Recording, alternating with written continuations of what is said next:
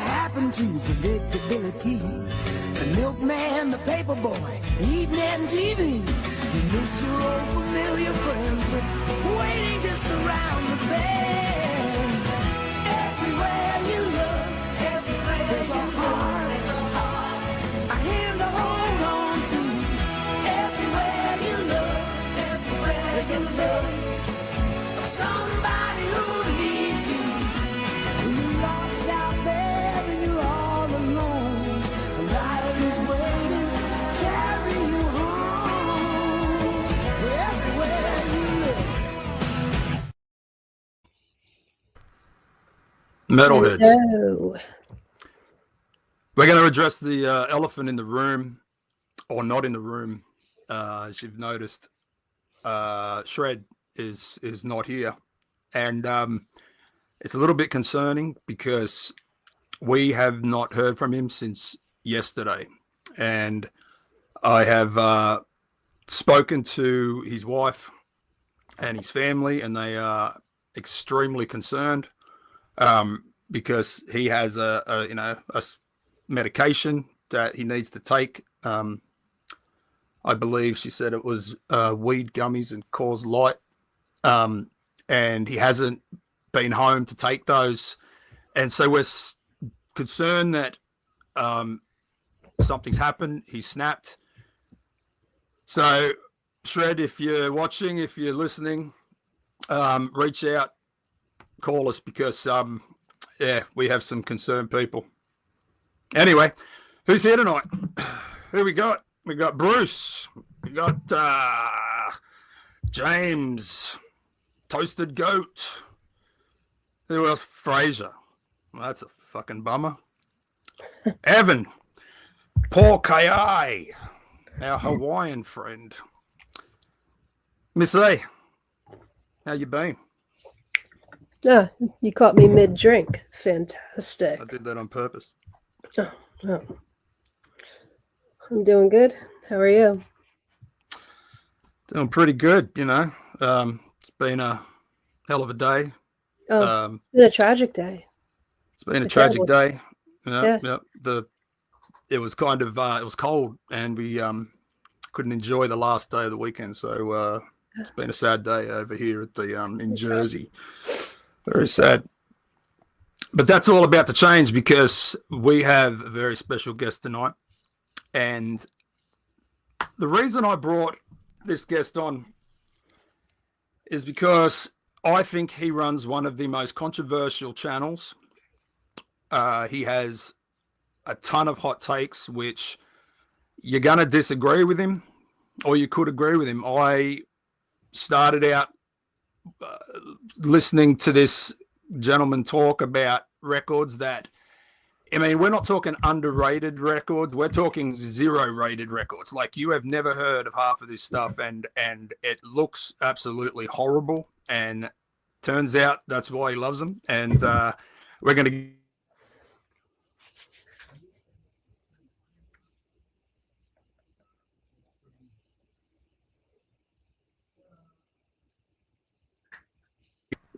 Can we hear me now? Okay. I don't know how much I lost it. Hang on, everyone. We're having technical difficulties. Warhammer, your wire keeps falling out of your microphone. Please adjust. Thank you. I have changed it. Is that better? That is better. Probably not as beautifully crisp as the last That's one. all right. Continue with your soliloquy. Oh, he's muted himself again. Listen, here's what's happening, guys. We're about to bring Aaron, the metal theologian, on. He's fantastic. He speaks about all kinds of music. Obviously, a lot of metal, but also a lot of things that aren't necessarily metal, things off the beaten path, which you guys know I love.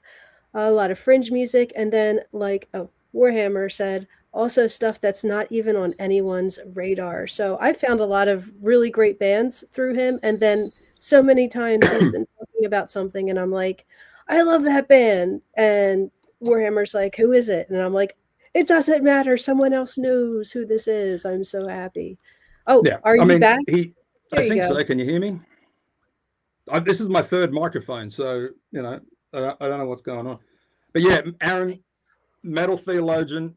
Let's get him on here because we've wasted enough time with microphones and technical difficulties.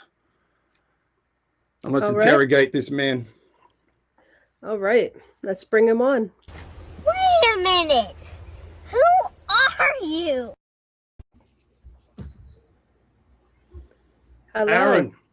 Hello. Welcome to the show. Thanks for having me.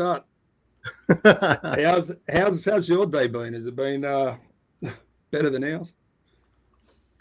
You know, I spent most of the day. I decided to make a Neapolitan Sunday sauce for dinner today. So I started about like noon and was like browning the meats and that, and just listening to music and like someone on YouTube like talking about bullshit and fancy. I don't like spending a day like cooking like that once in a while. So I'm a pretty lazy guy, generally speaking, you know. But COVID was great for my cooking game. I'll say that. And like sometimes it's nice just put a day aside and just do something. So I'm full. Yeah. Full of your luck. Full and happy. So look, let's just start at the beginning. We'll get this boring stuff that no one cares about out the way. But how old is the Metal Theologian channel? I started in August of 2014. Why? I happen to do that. So why August 2014? Oh, I just happen to remember that. I mean, I looked at my thing, like when was the first video. It's not like I actually like remember that. But so here's how I got into it. Actually, is I was listening to a lot of jazz, and I was looking around, and I was actually looking for channels that talked about jazz that would like be recommending records. I was interested in that. And I kept seeing these channels where they're talking about these like shitty ECM records. Like they put out a lot of direct in the 70s, and a lot of just like really sort of boring shit. There's some good ones too, right? But a lot of it was just kind of like, man, that's not what I want to hear about. So I was actually thinking about starting a jazz channel. That was my first instinct. But what sort of happened between the initial idea and me actually starting the channel is I started finding some of the metal guys like Greeno and Scott Waters and Renee from Spain and VK from Chicago, Vance. Zep Pearl is the channel. And sort of fell in with those guys and kind of became friends. And I was like, something, yeah, I can make a contribution here too. I was like, I think I have some records that these guys haven't seen before. So, so the name I actually made up when I guested on a radio show when I was living in LA, like in the early 2000s. So I was like, I'll just bust that out again and throw it on the channel and we'll see what happens. So that was sort of the genesis of the channel. Is there's between the concept and the execution, there was kind of a little gap there as far as the sort of the mindset of the channel, I guess, or like the primary focus.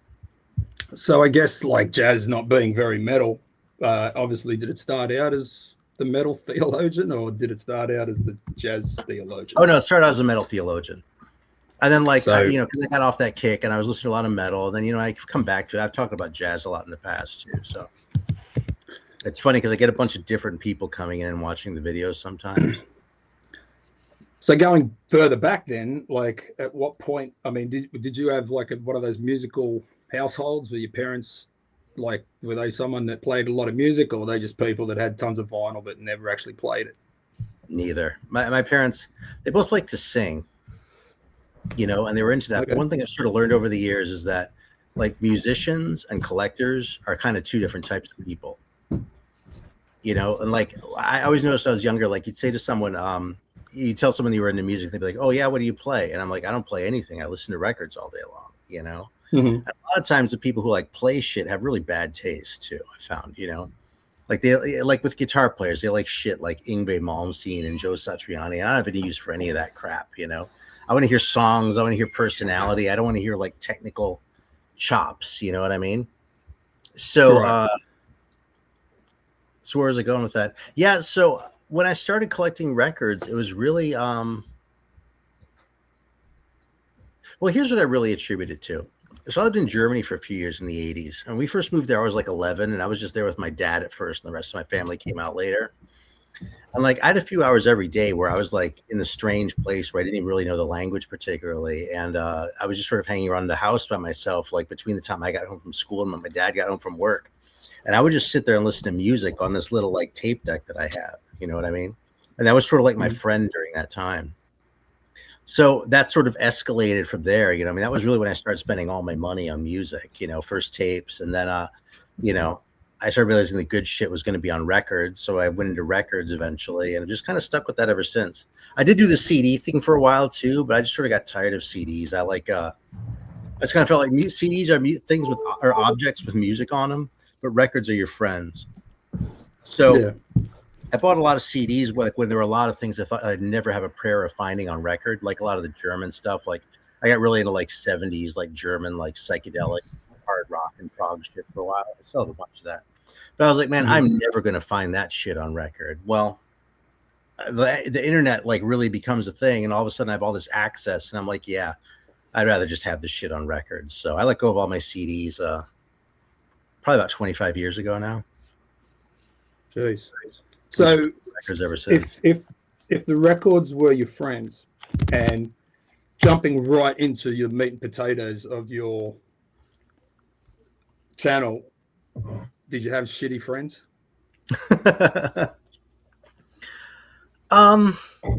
Back then. So it's hard to say because like my taste wasn't like fully developed yet. There's a lot of like pop music and shit, you know what I mean?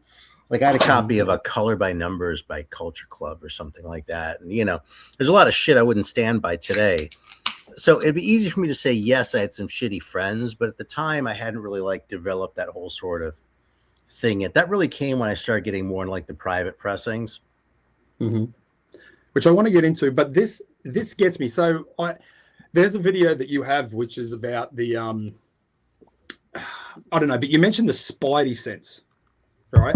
Oh, yeah. So I kind of attribute it to this. I am a black metal fan, and I find that the albums that I gravitate towards the most are the ones that almost sound like they're gonna leave the track. You know what I mean? Like there's gonna be a pile up. It doesn't sound like they're gonna land it, right?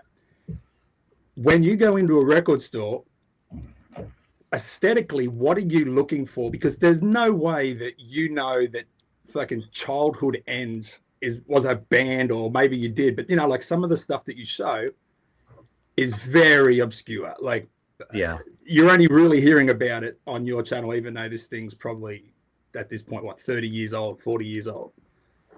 I think. So what are you looking for when you walk in?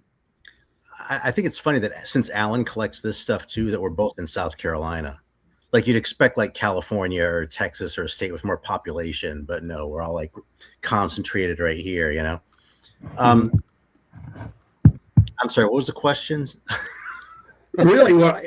This is how many mustaches per capita have there got to be on a record cover before your money starts burning a hole in your pocket? I'm actually pretty flexible with the mustaches because I mean, honestly, mustaches look pretty stupid, really speaking. Like the first time I like really grew a thick mustache and went home to visit my family with it, my aunt was like, that mustache looks really good. And I was like, oh yeah, I forgot you boomers actually like that shit, as opposed to doing it ironically like me, As far as the Spidey sense goes though, I mean, it's a little hard to articulate. I mean, maybe I should just pull out a couple examples here. Let me see if I can find something good, because I do have some shit here, Let's see what you got. So this is kind of an easy one, all right? When a record looks like this,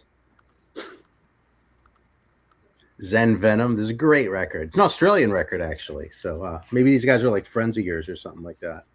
Maybe. I wouldn't have. They're from Adelaide, apparently. Oh, well, no one likes people from Adelaide. I mean, so this is kind of an easy one, right? But let's see if I can find one that's a little bit. No, this isn't a good example, but just like a big like logo on the cover like that can kind of give you an idea too. Usually, wording becomes important and that sort of thing.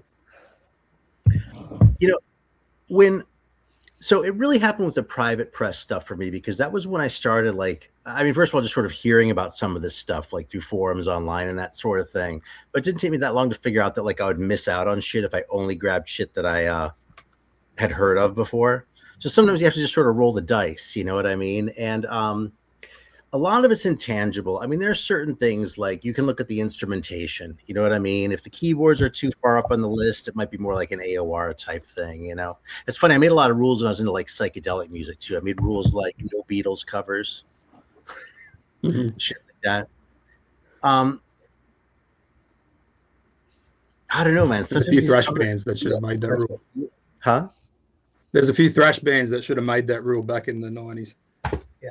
I mean, here's one. This is actually a great example. Mark Lowry. Talk about this album, because this was a big deal. If anyone caught Gas Masks and Hand Grenades last night, this was a big deal between both yourself and chromium dioxide. Yeah. So explain why this is such a grail or a big deal. Because he appreciates this kind of shit too, and we were both hunting for it, and I got it first. So I hold it up and you motherfucker, you know, and it's kind of funny. But I mean, this is really, it's a much more sort of competent metal record than it looks. It definitely has a certain amount of sort of slop to it. Like there's an amateurish component to it, but the songs are actually really pretty solid. And Mark Lowry's the singer and not the guitar player, so it's not like all guitar flash. It's like more sort of song oriented. And you know, I mean, I left it out because I want to listen to it again, so it's a little fresher in my mind. But it's a sort of record that I think twice before recommending to someone who doesn't already sort of appreciate that kind of aesthetic. But yeah, like the skull, the fact that it looks kind of shitty and the color isn't really right, and then like the sword that inexplicably has two blades. I mean, that's, you know, those are some pretty good signs. Those are sort of things that'll make the spidey sense tingle, you know. So it's got to be kind of like just random, ludicrous random, like a sword having two blades. You know what I mean? Like, is it got something there like that you're looking at going, okay, I know a skull with a sword through it. Right. It has to be something, right? You don't know if it's good or bad, but it's got to be something. Now, are you, because like these ones I know. See, that looks like there was a band, what are they called, Tease, and there was another one called, I'm blanking on it, but that two-tone or that weird, like rainbowy text, that seemed to be a big deal for a while, and it could have gone either way. It could be a prog band or it could be a metal band from the early 80s, right? So that type of stuff I get, but it's some of the things you pull out, like how do you know that album is something that people are looking for, or how do you know I mean, I know how you look at it at private press, but what are you Googling some of this? If you look at something and go, fuck, that looks promising, are you then Google to say, who is this? What is this? What I'll do sometimes, it's funny, I kind of have a strict rule against like actually looking at prices if I'm at the record store.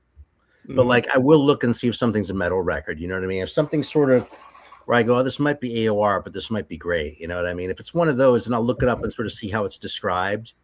But I don't like to look at prices when I'm in the shop, because when I'm in the shop, it's like a battle of wits between me and the people sending out the records. You know what I mean? It's like, if I know something they don't, then I win, you know?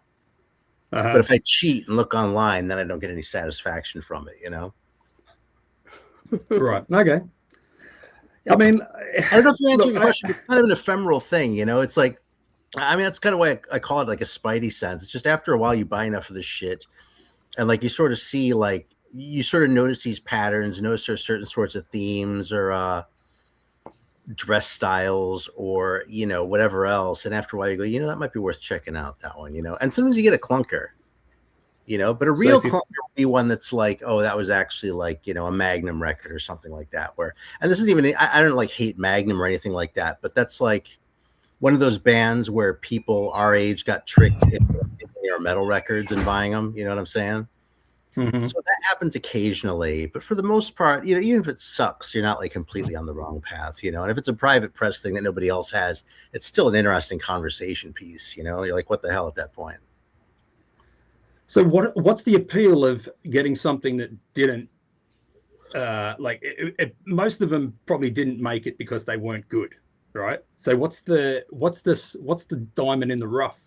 Is that an untangible thing where you just kind of go, yeah, I like that? A lot of them are just great and just didn't get a break. Okay, so I tend to talk about the shitty bands a lot because I kind of I mean, it's fun to talk about shitty bands, right? But there are definitely some, like the Commander record which finally got a reissue, I think last year or something like that. The High and the Mighty. That is a fantastic record. Like, I would put that up against anything else. Like, it's a 10 out of 10 record. They do a fucking cover of Kill the King on it and pull it off. And that's a hard song, you know? Yeah. It's just full of ideas. That was actually one of the Ironworks ones. So it wasn't completely private, but like Ironworks and Metal Storm and those labels were all sort of kind of weird. And, you know, they didn't necessarily get a whole lot of promotion or push. So there's still a certain level of obscurity. Slaughter Extroius is another one out of Chicago. They made like a real, like, fantastic, no shit, like high quality prog metal record. Right. Like, it's unequivocally metal, but just like has all these different parts in it. You know what I mean? Sort of like if you take the jaggedness out of Boyhood, it's sort of like that. You know what I mean? It's like, it's an easier listen than something like that, but it still is like complex and has all this stuff going on. And you listen to that and go, this is at least as good as anything I've ever heard by Fate's Warning or, you know, anyone else along those lines. So, right. A lot of times it's like the appeal, it's like sort of the corniness or whatever else, but there's some there's some that are gems because they're like actually fantastic, like unequivocally, and those tend to be expensive ones, frankly. Got it. I have a question for you. Yeah. I mean, I get that. I kind of understand there's that, and like there's an intangible thing with the shit that I listen to too. Because I mean, I can't tell you that, you know, you can hear that it's not played well. Right. But not everything that's crap is good, especially with, you know, the stuff, because it's so much of it. But with yours, there's a lot of that too. But anyway, Miss A? Yeah. No, I just kind of not exactly what we're talking about, but it kind of ties in with what I'm going to ask. A lot of the stuff that you talk about, like I had mentioned in your intro, is so Lee's talking about more of the stuff that a lot of people don't listen to, but what about the off-center stuff that isn't terrible, but not a lot of people really know about, but it's really good? Like, how do you find these bands? What's your primary source? Because I know when we were younger, the best way to find it was getting mixtapes from friends, walking into a record shop and just like you were doing, just picking a record based off of the album, maybe hearing it on like a college radio channel. But now the landscape is different. So how do you find this like fringe music, but good music nowadays? What's your primary source? I probably lead on the Colosseum as much as anything. When it comes to like websites that I look at, the Colosseum one is top notch as far as I'm concerned. And it's really focused exclusively on that one too. Like, I know a lot of people use Metal Archives. I go in there and I feel like it's like 3/4 black metal and a lot of it just kind of like crappy black metal at that. And which I have beef with crappy black metal, mind you. Okay, I don't want to like don't take that the wrong way. Like, I'm not really into black metal anymore, but when I was more into black metal, I was definitely more into the shitty stuff and like the quality stuff. You know? Like the more lo-fi or just actual shit. Well, both. Like Nargaroth is just like commercial black metal to me, you know? Okay. I got you. So what is the name of this website again? Because I don't think I've ever heard of it. Oh, the Colosseum. I can put it in the chat, actually. Yeah, go for it. It's like Colosseum, but with corrosion. Okay. Oh, all right. So they have a lot of kind of like a fringe genre bands there, like stuff akin to maybe like The Residents or... No, it's all metal. Oh, no, I'm talking about off metal stuff. How do you find that kind of music? How do I find that stuff? Yeah. I mean, kind of the same way. You know, it's funny. Yeah. I'm the oldest in my family, right? So I didn't have like an older brother to lean on. Mm-hmm. So I kind of just sort of found my own way to do this stuff. And I mean, I heard about The Residents through word of mouth. I'm trying to think how I discovered Von Elmo, because I don't remember. I think I heard about Suicide through word of mouth. You know, a lot of those guys like Devo comes to mind. That's one where it's like someone told me, hey, you know, that early shit from before that first album came out, that's like when they were really fucking nuts, and that's the good shit, you know. And yeah. Oh, cool. All right.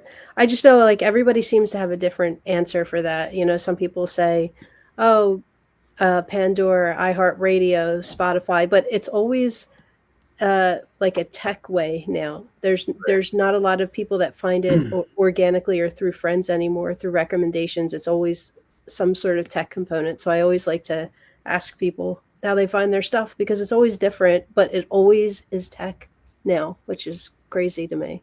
You know where else I find a lot of things, actually, especially when it comes to jazz, because I sort of came into that with less. I got into jazz when I was like in my 30s, so a lot later than all this other stuff. But like, just like hype around new reissues that come out, you know what I mean? If someone goes, oh, here's this private press record from 1970 that nobody's heard of, but it's fantastic. And they cared enough to put the money into like licensing it, however they need to license it, and like actually pressing up 500 copies on record or something like that. I'm like, you know, something, if someone cared enough to put that much effort into it, it's probably at least worth a listen, you know? Right. So sometimes it's mediocre and sometimes they're great. But yeah, I mean, literally like sort of, you know, hype stickers that I'll see on things, you know? Yeah, yeah. Hype stickers play a more pivotal role than people give it credit for. I think so too. Yeah, I always try to save them, and, you know, makes me a little bit of a hype hoarder, but, I do the same thing. People had stamp collections. I can have hype collections. This is acceptable. I do keep them with the record though. Oh, okay. See, because sometimes they're on CDs and you have to rip the plastic off. So I just kind of, I'm shameless. I don't care. Okay, so back to you, Hammer. Aaron, talking black metal. Let's just dive into this so we can all get our boxing gloves on. You have an infamous video where you very proudly state that you do not believe that black metal is metal. That upset me. And then I heard your argument as to why. And I think it's an interesting argument. Can you please share that with us so everyone else in the chat can feel as upset as I did when I first heard it? All right. So let me take a step back, okay? Because I didn't just come up with that to just like be an asshole. Not that I wouldn't do that, because I would. But specifically, black metal is kind of a thorn in my side for a long time. Because, I mean, I got into metal in the 80s, right? In the 90s, I like the death metal and shit like that. I also was kind of like, when a lot of the new metal and that kind of shit was happening, I was listening like punk and discovering shit like the Velvet Underground and the Residents and that, you know what I mean? So, and the German stuff actually too, I got really into like Ashra Temple and Cluster and all that kind of shit. Yes. You know?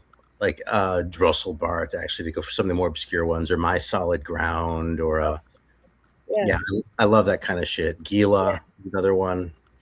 2066 and then. But I was sort of aware of black metal happening at the time. You know what I mean? Like, I remember I got a copy of Nemesis Divina when it came out, the Satyricon and that sort of thing. Mm-hmm. And it bothered me that I found the shit hard to get into because I didn't have the same problem with the death metal. You know what I mean? The death metal was, it was relatable, you know. I mean, sort of the next step beyond the thrash stuff, you know what I mean? And maybe it wasn't what I wanted to hear all the time, but it was, I understood what they were doing, you know, and it was cool and shit, you know. With the black metal, it was just sort of inscrutable to me. So I actually, I was working at a shitty job. I had a long commute to go like sit in an office and sit at a computer all day that I could have done remotely. And the company I was working for wasn't the great company to work for. And the client was kind of mediocre. And it just kind of sucked. And it was kind of a rough time in my life anyway. So I was like, I'm going to find an online radio station and just listen to black metal until like I get it. You know what I mean? And so I sat there and did that. And I was like, oh, yeah, I'm going to just use this to like blow all the bad shit out of my system. Like all that negativity, I'm going to get that like by listening to this shit and just like be able to like let go of it. You know what I mean? And it was great for that, by the way, too. But what I found was that I was able to start really appreciating it when I stopped trying to listen to it the way I listened to it, but the way I listen to metal. When I listen to metal, I'm listening to like riffs. I'm listening for, you know, a strong singer, ideally. You know what I mean? Like some interesting stuff in the drums, like funny drum patterns and all these sort of things that, you know, that boiled down to musicianship basically in one way or another, but really more than anything, the craft of the songwriting, you know what I mean? Because that's always central for me is the songwriting, you know? With black metal, I didn't really start to appreciate it until I put all that aside and started listening to it just for like the atmosphere and the sound and like the sort of the wall of sound component, you know what I mean? It's like, I have to think of Phil Spector when I talk about the wall of sound, but it's really not that dissimilar. You know what I mean? It's like all this stuff out there, maybe not with an orchestra, maybe it's just some shit on some kid's computer, you know what I mean, in his bedroom. But it's making all this noise, producing this thing, and it just evokes something different. You know what I mean? When I started listening to it that way, I was like, this makes sense to me now. I get it. I got really into it for a few years. You know what I mean? So, well, look, I got as you were talking, I got a message from one of the irate people out there, and he's called into the show, and I want to bring him on. Let me gear up for this because I think this is going to get heated. Uh-oh. Hasn't gotten heated yet, man. Miss A, if you will. Sure, let's see. Wait a minute. Who are you? I believe this is the Count de Poser. What's his name? Yeah. So we are going to bring him on. Count de Poser, welcome to the stage. Yes, it is I, Count de Poser.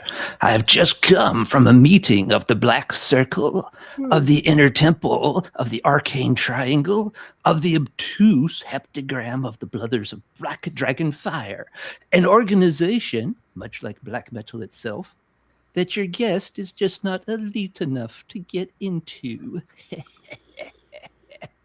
I've heard enough of this tripe about black metal not being a genre, especially from this man. We've seen your videos, Aaron, where you sit and drink your strange sodas and spin your Christian vinyl over and over and over again. I must say, Jesus may have died for your spins, but not mine, Aaron. Not mine. My goodness. He brings up some good points, Aaron. Would you like to respond to Count Poser? Deposer, you plebeian scum. I apologize. Well, shit. I don't know, man. Honestly, with the elite thing, I've dug pretty deep into black metal when I was into it. Just sort of moved on a little bit. I don't even know how to respond, man. Do you believe that elitism is metal? Not really. I mean, you know, honestly, that's the sort of thing where you could make the argument. But if you're going to make the argument, I'm probably going to think you're a prick. So I'm probably not really going to stay around for it. Wait, Alan. Spoken like a true plebeian whose simple monkey brain just cannot achieve the standard of elitism needed to ascend to the true platform of black metal. Yeah. See, here's the thing. Point. Honestly, I've always been the record guy my whole life. When I first got involved with my wife, like her friend was like, "Oh, you still seeing the record guy?" You know, it's like, and you know, we were together more than 25 years, and it's like, you know, I just sort of take that for granted. So like the idea that I have to like broadcast that or like sort of be snobbish about it or whatever, it just feels like, I mean, I used to be that way when I was like 20 or something, but I like to think I outgrew it by the time I was, you know, maybe 25 or so. So. And see, that's I'm coming down on black metal must spread. You can't just keep it internal. That's like preaching to the unholy choir. How can we hearken that return of darkness and evil for supreme immortal art if we're not elite about it? It's not for everyone, Aaron. It's not supposed to be. So how can we return to the dark and the evil of black metal if it's not metal? That question makes no sense. But I want to thank Count de Poser, everybody in the chat. If you've got anything to promote, the Count, would you, if you can spin it now, or you can go back to your circle of black metal. And I'm too elite for that circle. I'm ascending to a deeper, more elite circle. I wish I'd pulled my Black Legion's records for this. I have spoken. A couple things. Wow. He...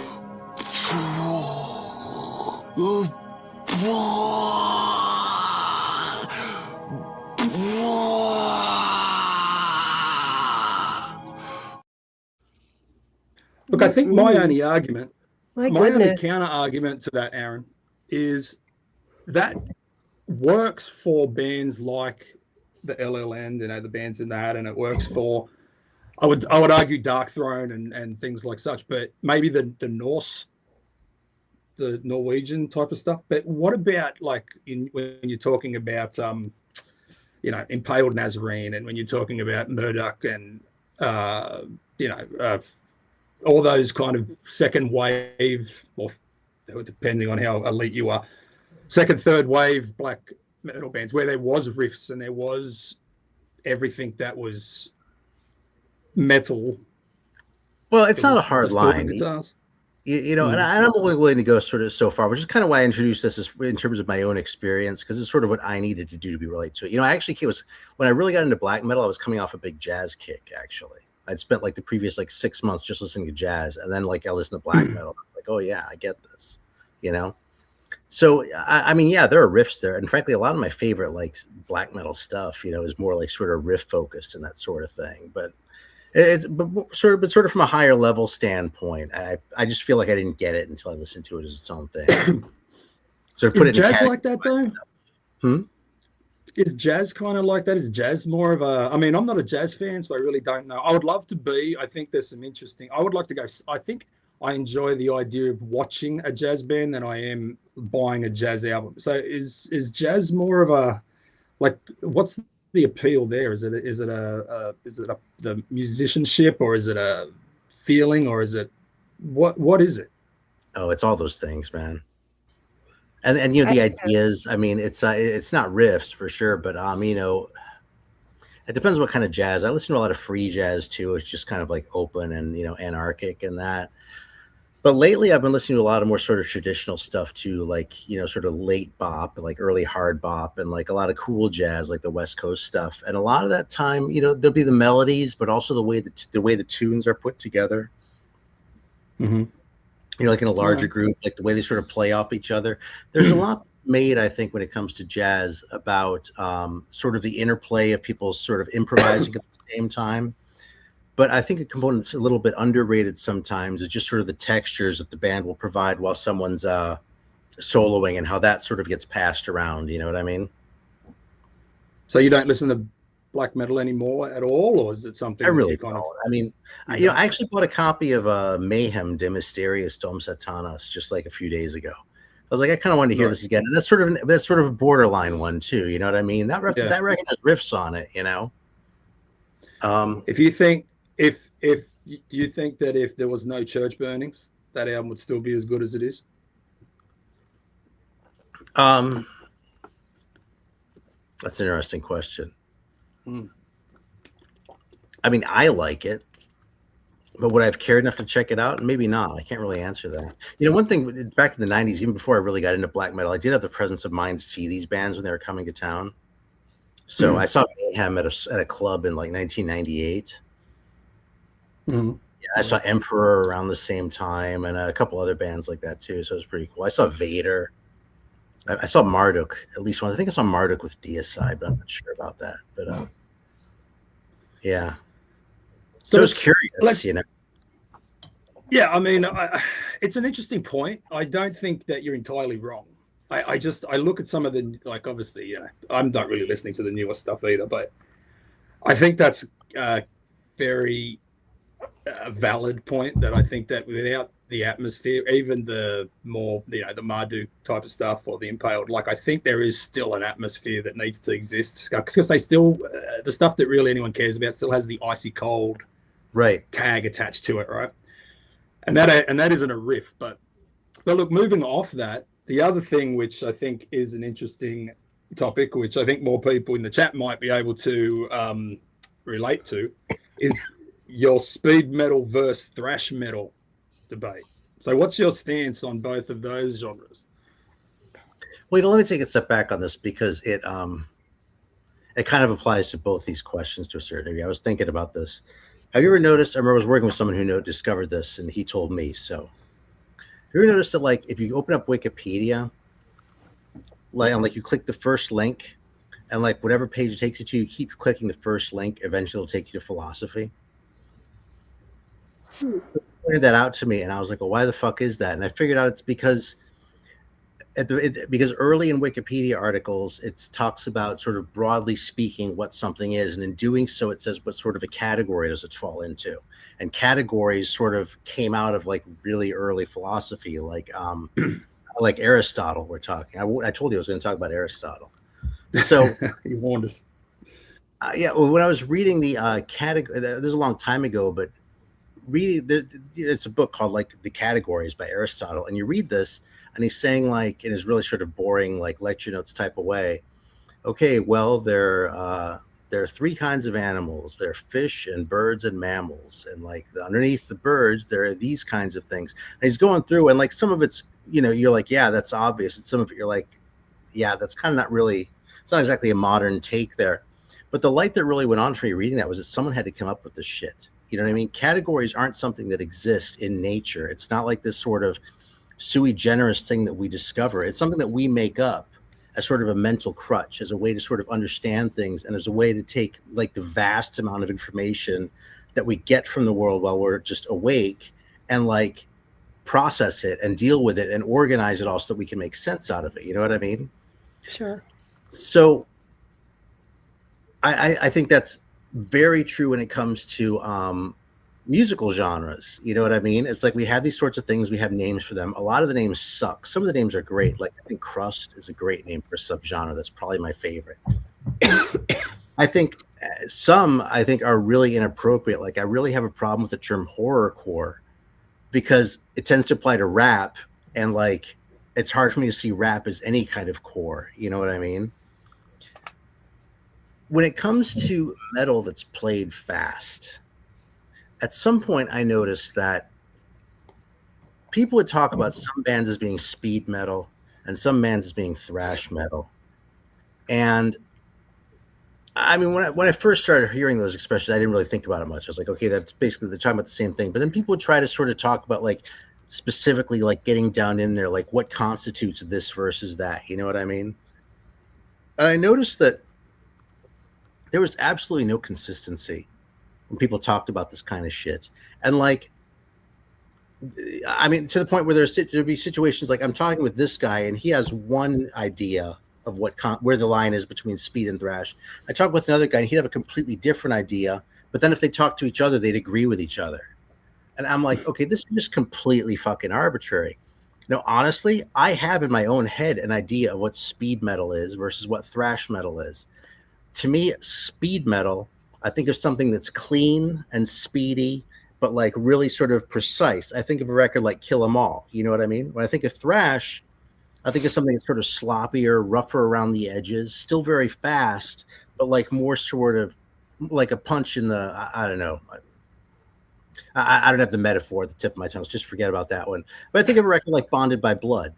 Okay, because it sort of has that roughness around the edges and that it doesn't have that same sort of level of precision, even though the musicianship is just as good, really. You know what I mean? I know for a fact that there are people probably in the chat right now who would put either both of those into speed or both of those into thrash. You know what I mean? And at the end of the day, I just think the difference is in your head. I mean, ultimately, it's fast, is what we're talking about. We're talking about shit that's fast. Maybe has more or less punk influence, but that's another thing where you can sort of say, okay, well, how much do you have to listen? How much punk do you have to listen to be punk influenced? You know what I mean?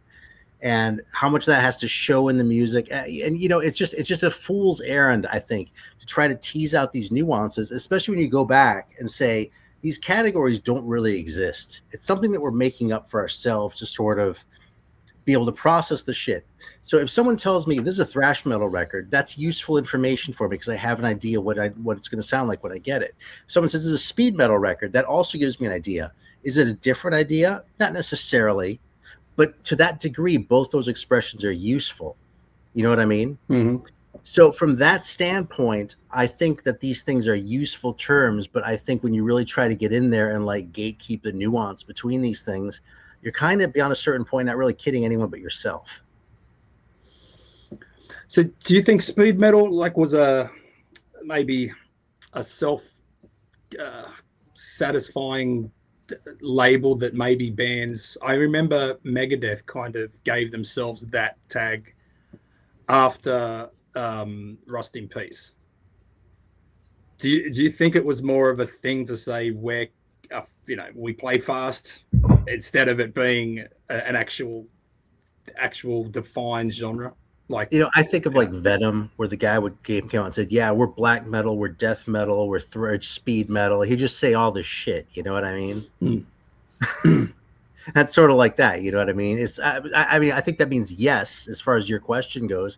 It's a way of sort of saying, yeah, this is what makes us special. You know what I mean? Making up these terms, but that doesn't necessarily mean it's like actually means something distinct from anything else. It's just something that someone found. Now, there is information. If someone comes out and says that actually also gives you some information about the band and about what they're sort of striving for. You may not come away listening to that record and go, well, this is an exemplar of speed metal or anything else, but it does give you information about the mindset behind it when they were going into it, and that can be interesting. So speed metal is just it's like a figment of imagination type of thing. It's not like it's thrash, or it's like, because you're saying speed isn't a genre. It's really just a thrash band, or if you get too, I'm saying I don't think there's passionate a difference between souls. Speed and thrash metal. Right. Okay. Yeah, I mean, I speed metal I'm just as fine with as thrash, as far as like from a standpoint of just like the parlance. You know what I mean? I'm it's not like I'm picking this one and saying this one's bullshit, this one's legitimate. I just think to a certain degree they're all useful, but I don't think that it's all that useful to really try and, tease out the differences. I told you I ate a lot. Sorry. So we have someone backstage that was interested in this particular topic, and Miss A, I'm not sure if you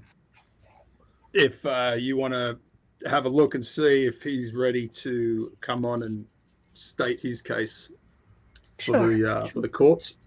Let's see who we have here. Wait a minute. Who are you? Oh. I'm mad. Here is your not as going to be as impactful as Deposer, I'm just going to say. But we've been beating around this topic with Aaron for some time now, and it's kind of a joke at this point, like a running joke. It's a running joke. Yeah. Ultimately, you're right. Speed metal, thrash metal, they are just words we use to communicate what we think it is. But ultimately, from my little perspective, thrash metal for me has always been a bit more punk infused. You look at bands like Nuclear Assault, bands like Overkill, even Testament to a certain extent. There's a bit of, it just feels different. It's a little more rounded off. Yeah, it's fast, it's aggressive, it's technically a bit more complex.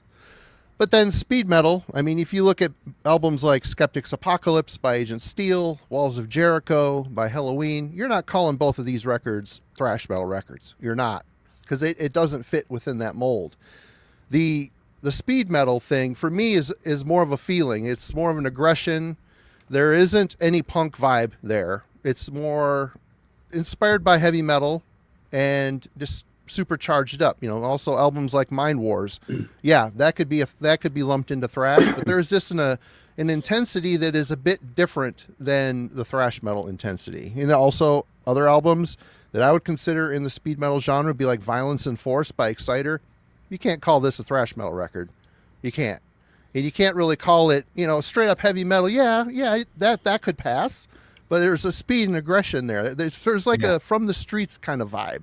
And, even Motorhead, even though they're a rock and roll band, there is they do even have the punk vibe, but the way that they sound, there's more crust involved. There's like a street vibe to it. There's times where I'm like, God, Motorhead's one of those bands that feels like they could have been a speed metal band. But for me, it's all feeling. Like Haunting the Chapel, that to me feels like a speed metal record or EP. Tales of Terror, Hallow's Eve, speed metal. These don't fit into, well, Slayer does kind of fit into a thrash vibe, but Hallow's Eve does not. Power and Pain by Whiplash feels more speed metal than thrash to me. Again, there's a bit of it more feral aggression than, thrash metal, Anthrax, Metallica. They started off kind of speed metal because they were influenced by new wave of British heavy metal. Same with Megadeth. You know, those first couple records, they felt, well, their first records in particular felt very speed metal, but as they went, they matured and changed into more of a thrash metal band. So ultimately, I don't think the classifications matter. Like Aaron, you know, he eventually stated that. So I'm like, I'm in the background saying, my argument's cooked, man. I'm cooked. I'm swinging on the vine here. But I still think there is a value in calling something speed metal, you know, versus thrash metal. Are we going to get into schematics? Are we going to, I mean, argue? It's fun to argue and debate, but ultimately, I do think speed metal exists. And I don't know. I think it was a bit more predominant back in the early days than it is now. Although there are a lot of bands copying. So I wouldn't claim it doesn't exist too. I really want to be clear about that. I'm not saying there's no such thing as speed metal. I'm just saying that we're using the same words to define the same thing. And here's the thing, man. I actually kind of hate to go up against Marty on something like this because he's like a music journalist and I'm just like a fucking Yahoo. Not anymore. Yeah, you approach the shit in a much more methodical and like sort of focused way than I do. You know what I mean? Well, thanks. I wouldn't be listening to a fucking record 6 times just to go on the album club. I mean, if I feel like hearing it 6 times, I will. But that work, man, I'm salute. I mean, I respect the hell out of that. But when I listen to Violence and Force, I hear a lot of punk in that, man. I hear a lot of punk in fucking Whiplash, Power and Pain. In fact, one of my favorite things about Power and Pain is the singer. Because he has that gravelly thing going on. Oh, the singer, yeah. He reminds me of the dude from the Crumbsuckers. You know, it's like, yeah, and you know, and that's why I think if you want, for me at least, when I try to pick one that's really purely speed metal, it's funny. It's almost like everything just sort of falls into like this like pot of thrash. It's like we have a little spoon that we're holding over this big like pot of thrash and trying to like put the speed metal things in there and sort of keep them separate, you know, without them sort of overflowing and going in there. And I feel like eventually everything can kind of overflow in there, except for maybe a couple things. But again, that's where I come from the fact. See, the way you just described those bands, like knowing what they sound like, I totally hear what you're saying too. And it's useful for that. You know what I mean? If I'd never heard Power and Pain before, and you were like, "Dude, you need to hear this. It's a great speed metal album," I'd be like, "Okay, I'm gonna check it out." Well, you listen to songs on Skeptic's Apocalypse like "Bleed for the Gods." My God, what a fucking awesome song! And "Agents of Steel." I mean, these aren't thrash songs. They're just very aggressive. Can't call it power metal, even though their singer could have been, you know. Actually, if there's one you said that's really making me reconsider here, it's Walls of Jericho. Now, I don't know Skeptic's Apocalypse as well. I mean, I have it. I've listened to it, but I know Walls listen of to Jericho. that tonight. It's great. I should. Yeah. Anyway, In fact, I have to get up and get I could only add Motorhead. Motorhead's that only band that doesn't fit any mold, except I would say is more. I mean, they're not a thrash band, but they're more of a speed. There's punk in it band. though, I mean, too. There's punk in it. I mean, but like when I was 16 and you know buying this stuff, and Marty, I don't know if you can remember, like when you bought it, did you buy it knowing it was a speed metal? I mean, all my friends were always like, it was a thrash band. It was a thrash band. The speed thing came many years later. It wasn't like that term wasn't there to my knowledge when that album came out. It kind of was something we gave it later. I bought things because they were on a record label that I liked, or I had bought other things from that record label that kicked my ass. That was our internet. Oh, it's on Metal Blade. Oh, it's on Combat. Oh, it's on Noise. It's on Noise. Noise was my mecca. I loved that shit. All of it. And that was it. And I didn't, you know, then you start watching programs on TV and whatnot. And, you know, journalists there would call it speed metal. And I think I even heard Motorhead referred to as speed metal in a documentary once. What were you going to say, Aaron, about what album Walls of Jericho, you were going to say? Oh, just if there's one that where if there's one record that you just named that you'd say is speed and like not really thrashy, that's the one that kind of would make me reconsider. Because it can't be called power metal. They eventually evolved into what is now the blueprint of European power metal. But that album and the EPs that were around that whole album, what do you call it, man? It's not power metal. It's not thrash metal. You know, it's a power metal. It's not, doesn't fit. It's speed metal. This conversation. Oh, sorry. I think these conversations are a lot of fun, by the way, too. Just so we're clear about that as well. I just think it's best not to take it too seriously. You know? Oh, no. That's take it too seriously. I just sort of sit back and laugh to myself. Right on. So you wouldn't consider it like a proto power metal, just because of what they ended up turning into? Because I mean, like, was Keeper's albums that much different in the sense that they changed singers, right? But was it like stupidly different? Because I mean, then you could argue, well, Venom wasn't a black metal band because they were so much different than black metal. Like, there's that argument. I'm always one of those guys that when I bought that thing when it came out, it was a thrash band because it didn't suit it was fast. So everything. Ooh, Halloween, thrash. Halloween or Venom? Oh, Halloween. Halloween. Oh, Venom too. When I got that, it looked like a thrash album, kind of smelt like a thrash album. I mean, after hearing it, it didn't necessarily sound it, but I mean, I was probably led down the garden path that, it was a thrash album because I mean, I had nothing to compare it to at the time, So if my only experiences were Metallica and Slayer, Venom, though not sounding like it, if they were quick, it just kind of got put into that bucket. And I don't know if that's the same universally. It's probably differs slightly, but like until these other terms came up, did you think of it as different? I thought it was different. I think the level of sophistication went up, and I think it was a little less aggressive. Of course, they hid behind more of a polished recording. Even though I love the sound of the early Halloween stuff, it's recorded really well. I think the energy changed a little bit. I think the performance of Kiska smoothed a lot of the rough edges out on that music. And then you have songs like "I Want Out," and they're not that's not a speed metal song. That's essentially pop music masquerading as heavy metal. Yeah. It's got such a European stadium metal type of vibe to it. Great song.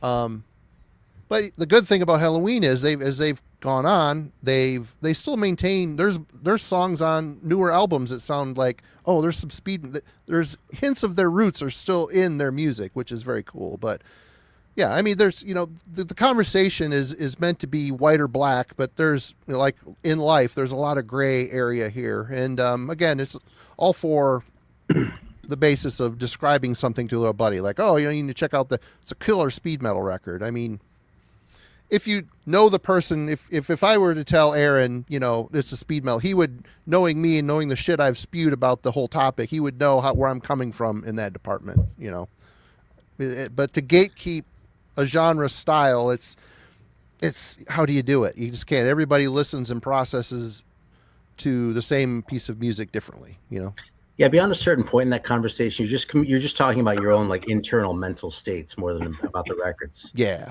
Yep. Thanks, Marty. That was my anticlimactic contribution to this conversation, everybody. Thank you. Not at all anticlimactic. Aaron, I just wanted you to feel some of the horribleness that I felt when I heard these horrible things come out of your mouth. And I was like, let's bring in the heavy hitters and let's start fucking getting this guy I'll let you get after it. I think they're valid points. But thanks, Marty. You're never too young to have a Vietnam flashback.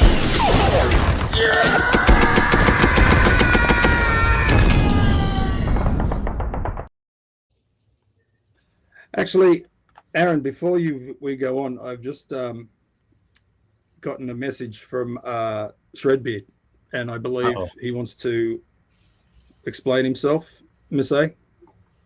Yeah, definitely. I mean, he's been missing. We've been so worried about him. I don't know what's going on. That Pat's Chili Dog shirt I'm in awe. Of what was that? The Pat's Chili Dog shirt. Oh. See? Yes. Let's see. Trevor, I was too worried. What's going on? What's going on, Trevor? Metalheads! How is it? Lee? Miss A, Aaron? Yeah, I have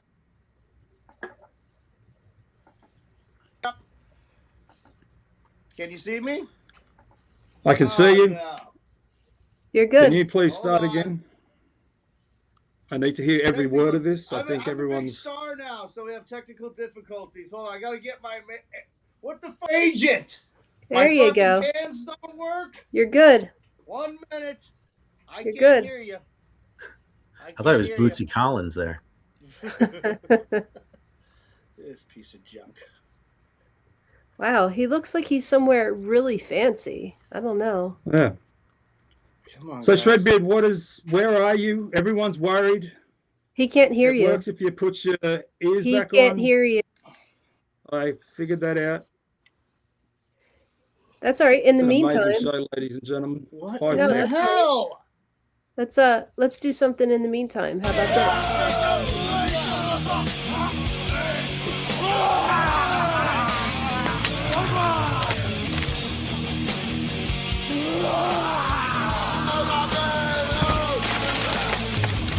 Look at them, they're going insane. What, is this something they do all day? They just fucking jump around up there. It's ridiculous. Just stay there. I'll tell you when to go. I see them better than you can. I'm so scared. What happens if I fuck up and they find out? Falco, okay, grab that beer and take it up to him right now. Go.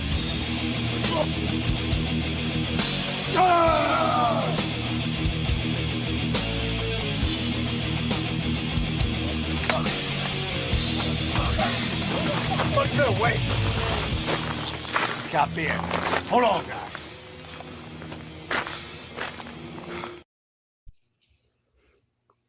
Oh, fuck. So my new agent's a real fucking Brandon, you piece of shit. You hang your head in shame.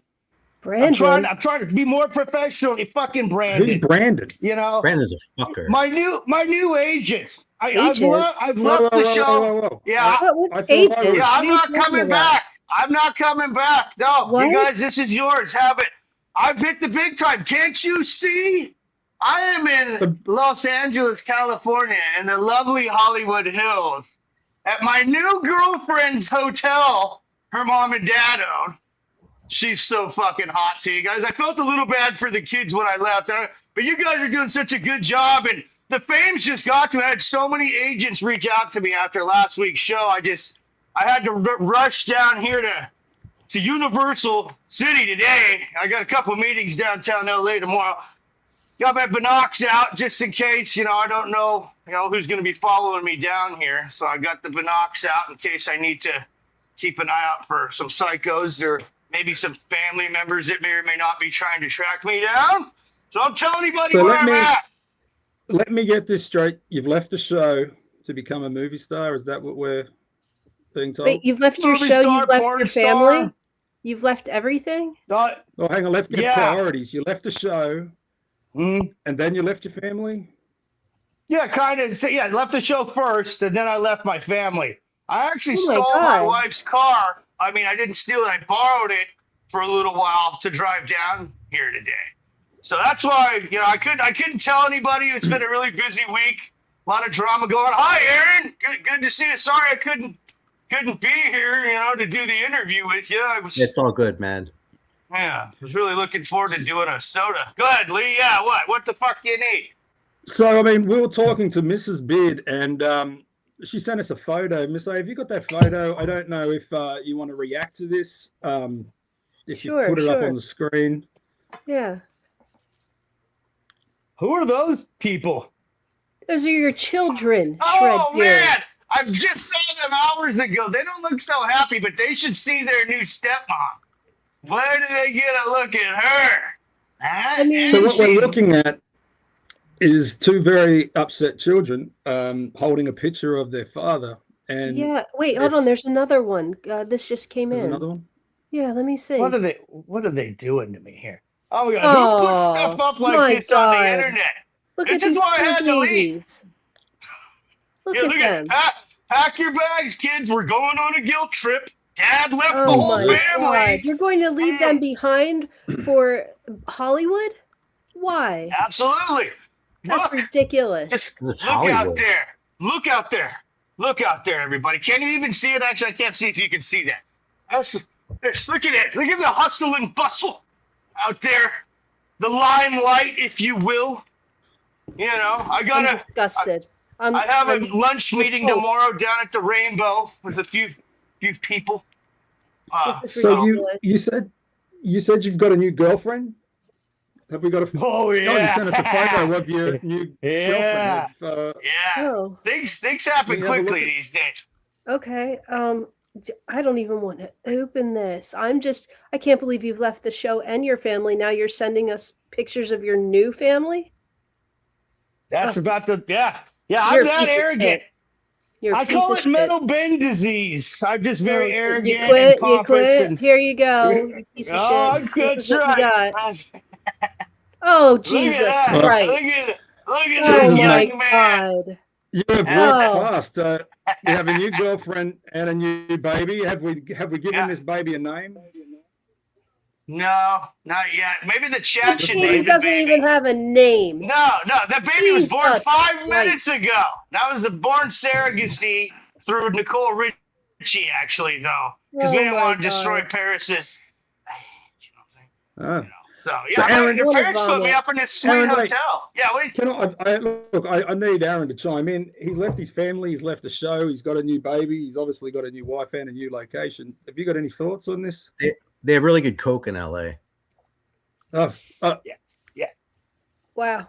Explains I everything. wasn't expecting that. That was not on my bingo card. No, that was not an the answer I was entire expecting, but it's a computer valid is- answer, like all of his other answers Yeah. tonight. He's definitely sold me on Hollywood. I can't show you the tabletop behind the camera, but it's Rail City, mountains of coke. it's a booger sugar railway over here. I mean, you can't get enough. All right, somebody's gonna die tonight. Is there any?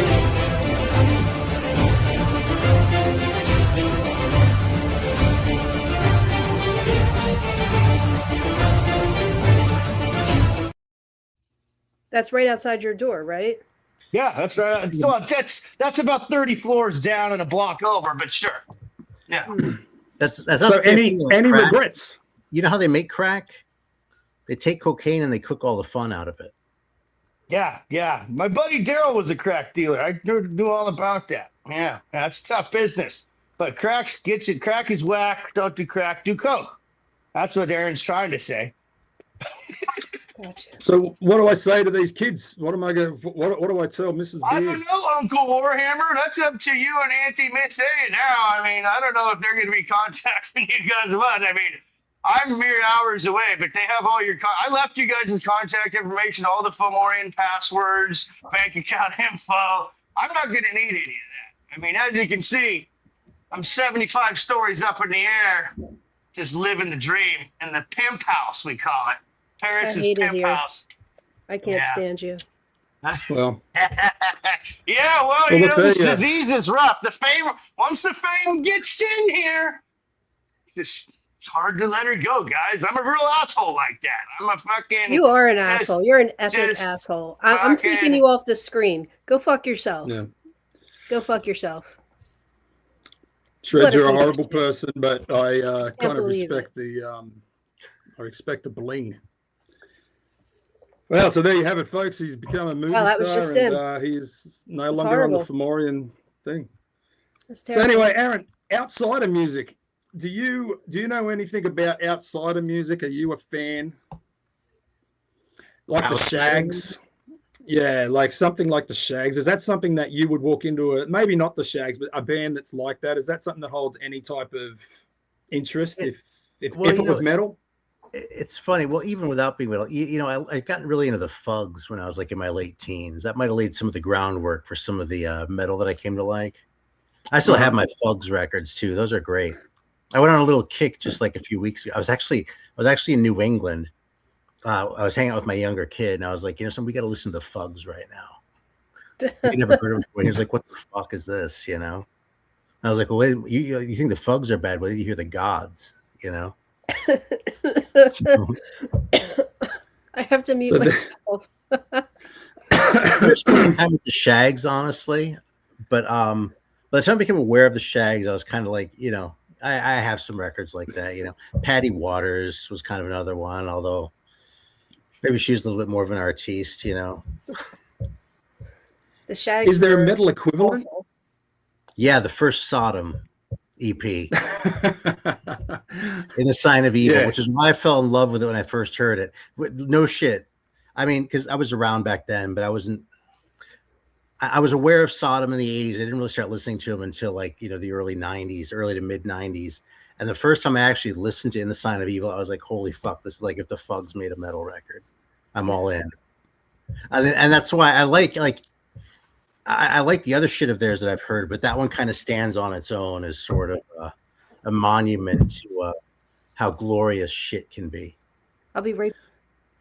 Did you manage to? I mean, did you ever hear when they re-recorded that? Did you think that lost all of its soul? I don't want to listen to that. That's something I won't seek out, honestly, man. If I hear someone re-recorded something, I stay the hell away. Like those Cavalera records, everyone was like reviewing and shit for a while there. I was like, I want no part. I don't even want to hear you talk about it. I just don't want to pretend that exists. But I'm kind of a shitty fan that way too. I'm really more of a record collector than a fan of bands. Like I consider myself a pretty big Slayer fan. But I don't have anything after the only records I have are the ones with the original lineup.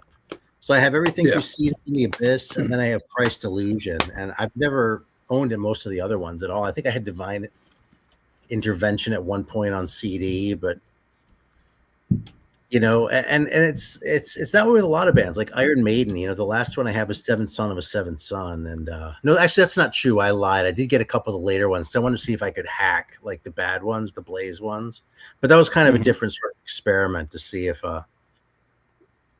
I could stomach it. You know what I mean? So you didn't like the Blaze ones, even for the novelty factor that he was a horrible singer? Oh, they were fine. It's just, it's not really Iron Maiden records, No.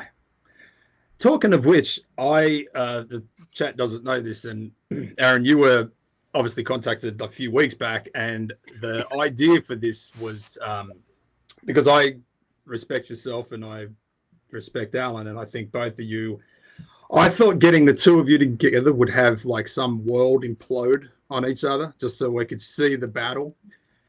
And we tried to find some albums that everyone would know, but you two disagreed on. And it was a pain in the ass trying to find something, right? That you guys, one of you liked and one of you hated, right? So you were going to come on and you were going to debate in that, and we were going to try and orchestrate it. We couldn't do it in email, but last night, I'm pretty sure I heard you say that you were a fan of the first Wasp album or wasn't a fan of the first Wasp album, and Alan is the other. And I thought it was sitting in front of us for the whole time. And maybe, actually. I love that Wasp album, so I know what side I'm on. And Alan isn't a fan of it. And I thought, holy shit, like that could have been such a great debate.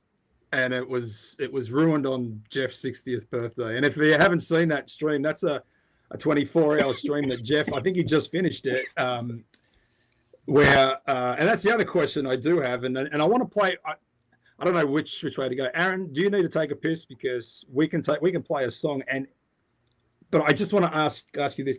Last night there was a stream for Gas Masks and Hand Grenades where we were rating albums. Now, no one was really aware that there was going to be 175 albums on the board.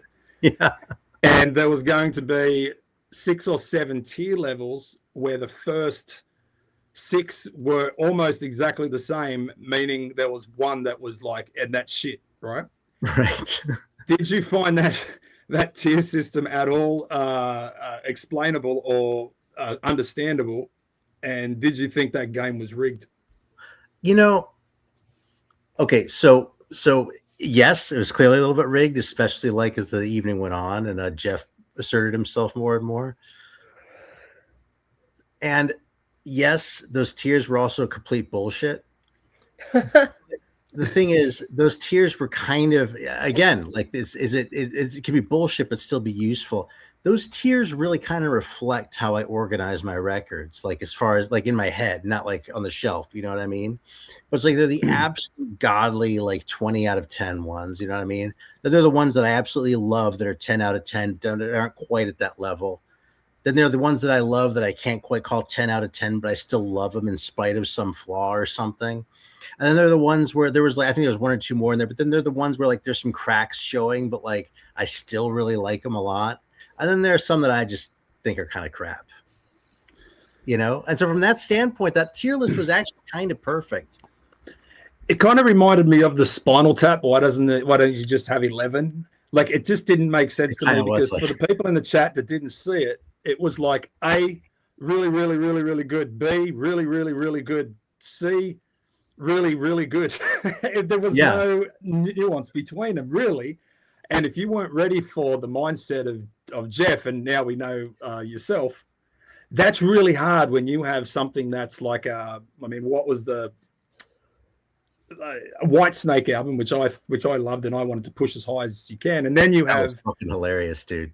And that then you took have me off something. guard. I was there for it.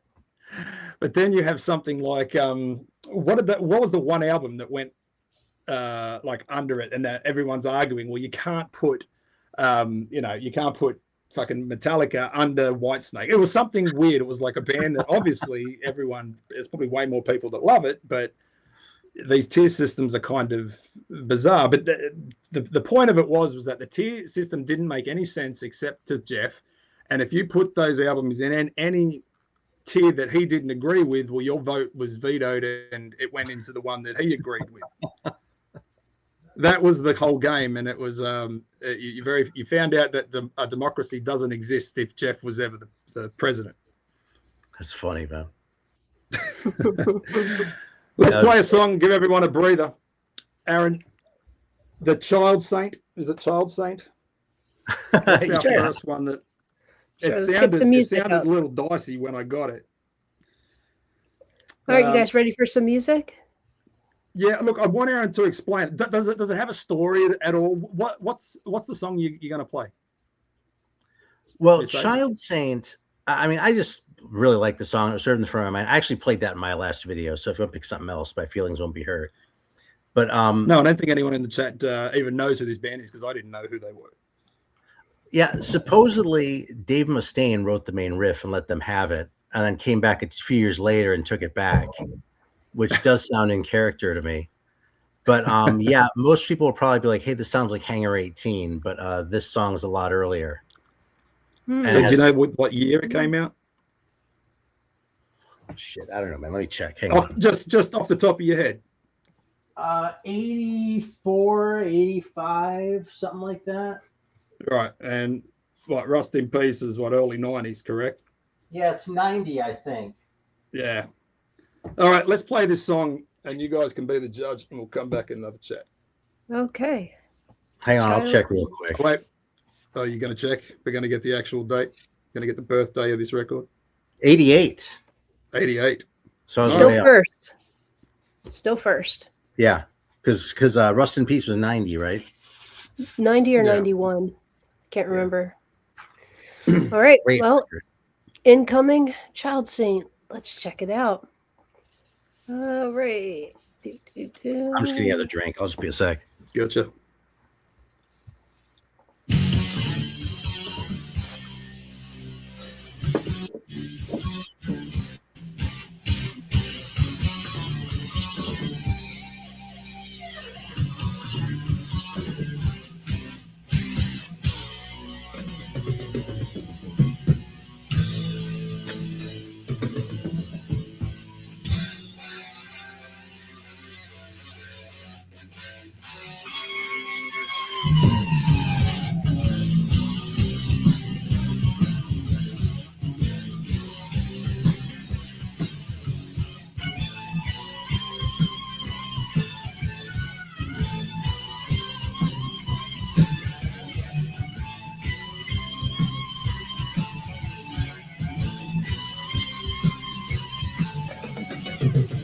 See the Child Saint rising above the ground.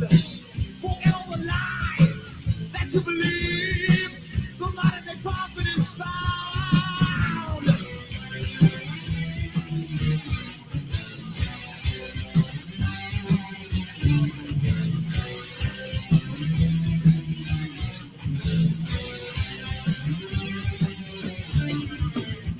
Hear Satan screaming. His power is very fast. His hold on the earth is over. His days are numbered and last. Feel the anger and the wrath of the God you ignore. You will die by the sword. The forgiveness of the child's sake, a thorn in your eyes.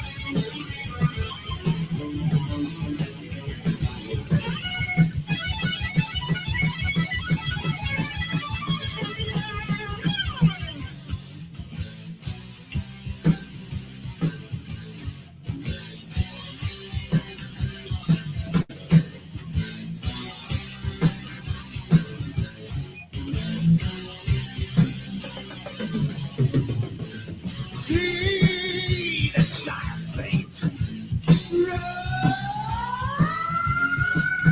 rise, wearing an edge in our sinner's soul, crying vengeance aloud. Hear Satan screaming, his reign is at an end.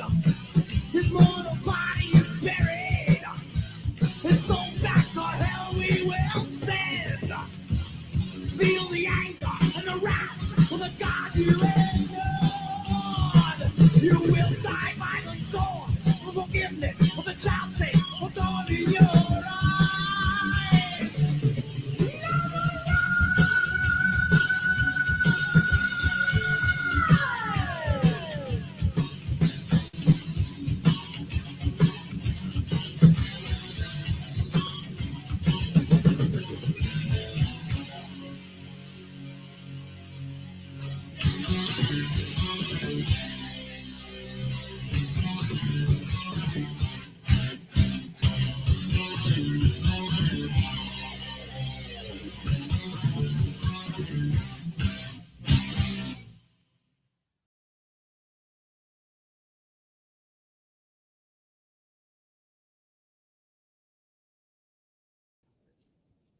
As well have just been Megadeth. Seriously. There we go. All sorted. Miss A, Yes. got a Can question? you hear me? Sorry. I can hear you. I can. Oh, okay. Beautiful. What did you say, Lee? You guys were muted for a second, so I couldn't hear anything you were saying. Oh, I just said that thing sounded exactly like Megadeth. That's a Dave Mustaine riff for sure. Oh, okay. I see he wasn't upset about not being in Child Saint. I liked it. I think I thought it was kind of cool. Yeah. I had that record before I had Rust in Peace, actually, too, because I was kind of down on Mustaine for a long time for reasons that are probably pretty obvious. So, yeah, I actually just got into Rust in Peace like within the last 10 years. Oh, cool. Why is no one? That's the first time that I've heard that song. Child So Saint? it's like the Metallica Enter Sandman's famously been, they've tracked back the band that kind of had that song before they, the Enter Sandman. Oh, really? I don't know about that one. Oh, really? You can just Google the song that Enter Sandman is direct copied from, and it's there. But that one, maybe because he had a hand in writing it, maybe. But I've never heard that song, nor have I heard anything that the two were related. Yeah, and it might be a coincidence too, for all I know. I mean, I don't have any like valid verification for that story, But I've heard it's pretty fucking close different places. So yeah. It's not just one riff either. It's like a few riffs. But if you listen to like, you can hear Metallica doing that with Diamond Head too. Like if you listen to Seek and Destroy, it's basically a riff by riff, "Sucking My Love" by Diamond Head. There's like a little change here, but it's like the same sort of riff, And this one they use for a verse instead of a bridge, but it's like it's not just one riff. You can kind of follow it all the way through. Yeah. So but the difference was they always cited them as an influence, right? It wasn't like they completely like who's Diamond Head, right? Right. But no one's. Anyway, Missy, fire away. I kind of have an off question. Shocker! Everything I have is like not in line with everything else, but that's fine. Go for it. I heard that you don't like Motley Crue. Is there? Do you have a reason behind hating Motley Crue? I would love to. I'd love to hear the story. Well, they're kind of another example. Actually, what I was talking about before. See, I think of myself as really liking Motley Crue a lot, but I really only like the first two records. Girls. Well, Theater of Pain was a turd anyway. And Girls. I was like, man, I just don't really need that in my life. And Dr. Feelgood, everyone sort of hailed, but that was like this, like they're doing this blues thing, like what a lot of the other glam bands around them were doing. That was, not really metal as far as I'm concerned. It's just I don't really care about it. So, yeah, I didn't really get into Motley Crue until the short span of Motley Crue's career that I really like a lot was long over. So it's kind of one of life's little ironies. But I do have a little press of the first one. See, I like to think of the Motley Crue drug years. Like I take that all the way up to Dr. Feelgood. And I think after Dr. Feelgood, it's all downhill from there. But I've never understood the argument. Like you see a lot of people that kind of don't. I say now they don't like Motley Crue, but everyone kind of likes Motley Crue. All right, and I was surprised that you're the first two albums guy. I believe just having a look at what I'm being sent now. There's a video that's just come in. Miss A. A video of what? Oh. Wait, let me see. Shred has sent it to us. Something about Shred sent us a video. My goodness, he's gotten tired of I don't want anything to do with that guy. We need to play it. It's a video. We need to keep up to date. A little. All right, guys, let's see what this video is here. Huh? That's it from Trevor? Uh-oh. Trevor's left Paris Hilton? Yeah. Oh my God, TMZ when you need him, diva. That's ridiculous. Oh God, and another photo. There's another photo. Okay. So Shred has a new family, boys and girls. A new family? He just left Paris Hilton. And he's got a new family. Have you got that? I'll send it to you. Yeah, I got you. Here we go. Oh, Jesus Christ. This is ridiculous. That's the chick from Wicked. Wow. And another kid already. That is a lady named Cynthia Arrivo. I don't know, but Trevor, if you're watching, you're a pig. You're a pig. We hate you. Absolutely disgusting. Disgusting. Disgusting. Congratulations, Aaron.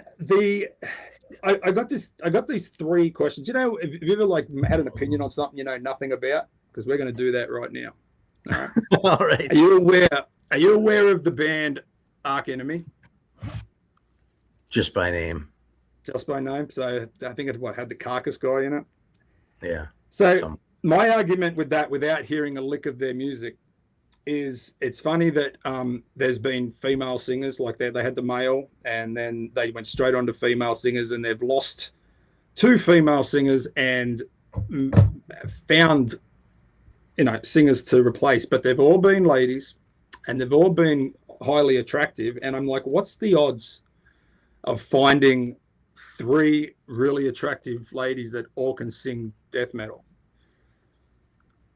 What's your opinion on something like that?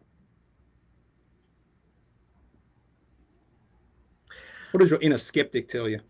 One thing that kind of bothers me, and I'm not proud of this actually, but I feel like a lot of times when you have like a band and it's all guys and the singer is a woman, that it's like, it feels like it was someone's girlfriend who they stuck out front. You know what I mean? And she can hit the high notes easier than a guy probably could anyway. You know what I mean? Just in the last couple of months, though, I've kind of had a little bit of a woman singer renaissance, kind of spearheaded by Doro when I rediscovered my Warlock records just about a month ago. And so that's why I pulled out the Childhood Zen. Taste of Iron is another great one. She's an awesome singer. Yes. Do you like Castle Rat? I've only heard like a song or 2 by Castle Rat, but I liked what I heard. Good. They're so good. Yeah. Like Messiah Force, though, is really good. She's awesome. So, yeah, you know, and, you know, there are always exceptions. Like, if you ever heard Troferos, a French-Canadian band, they're, I'll check them out. Here, I'll show you real quick. Hang on. In the meantime, do this here. You guys. Direct. Another Mrs. Beard. You know, we've only been on for an hour and a half, and he's had 2 wives of 2 babies. I wonder if he took that one or if he left that one. I'm not sure. He's been so busy. Know how he keeps up. Oh wait, let me put you on solo, my guy. Right. Here you go.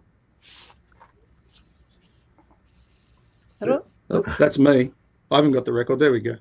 That's a great record right there. I'm trying to keep away from the glare, but that's a great album cover. Yeah, French Canadian. They actually made a video for one of their songs too. It's on YouTube. I don't even know what the hell they were doing with that, because it's, you know, Disc Nosferatu. What type of music is that? It's I mean, it's a metal record. It's just really kind of weird, and like I love weird.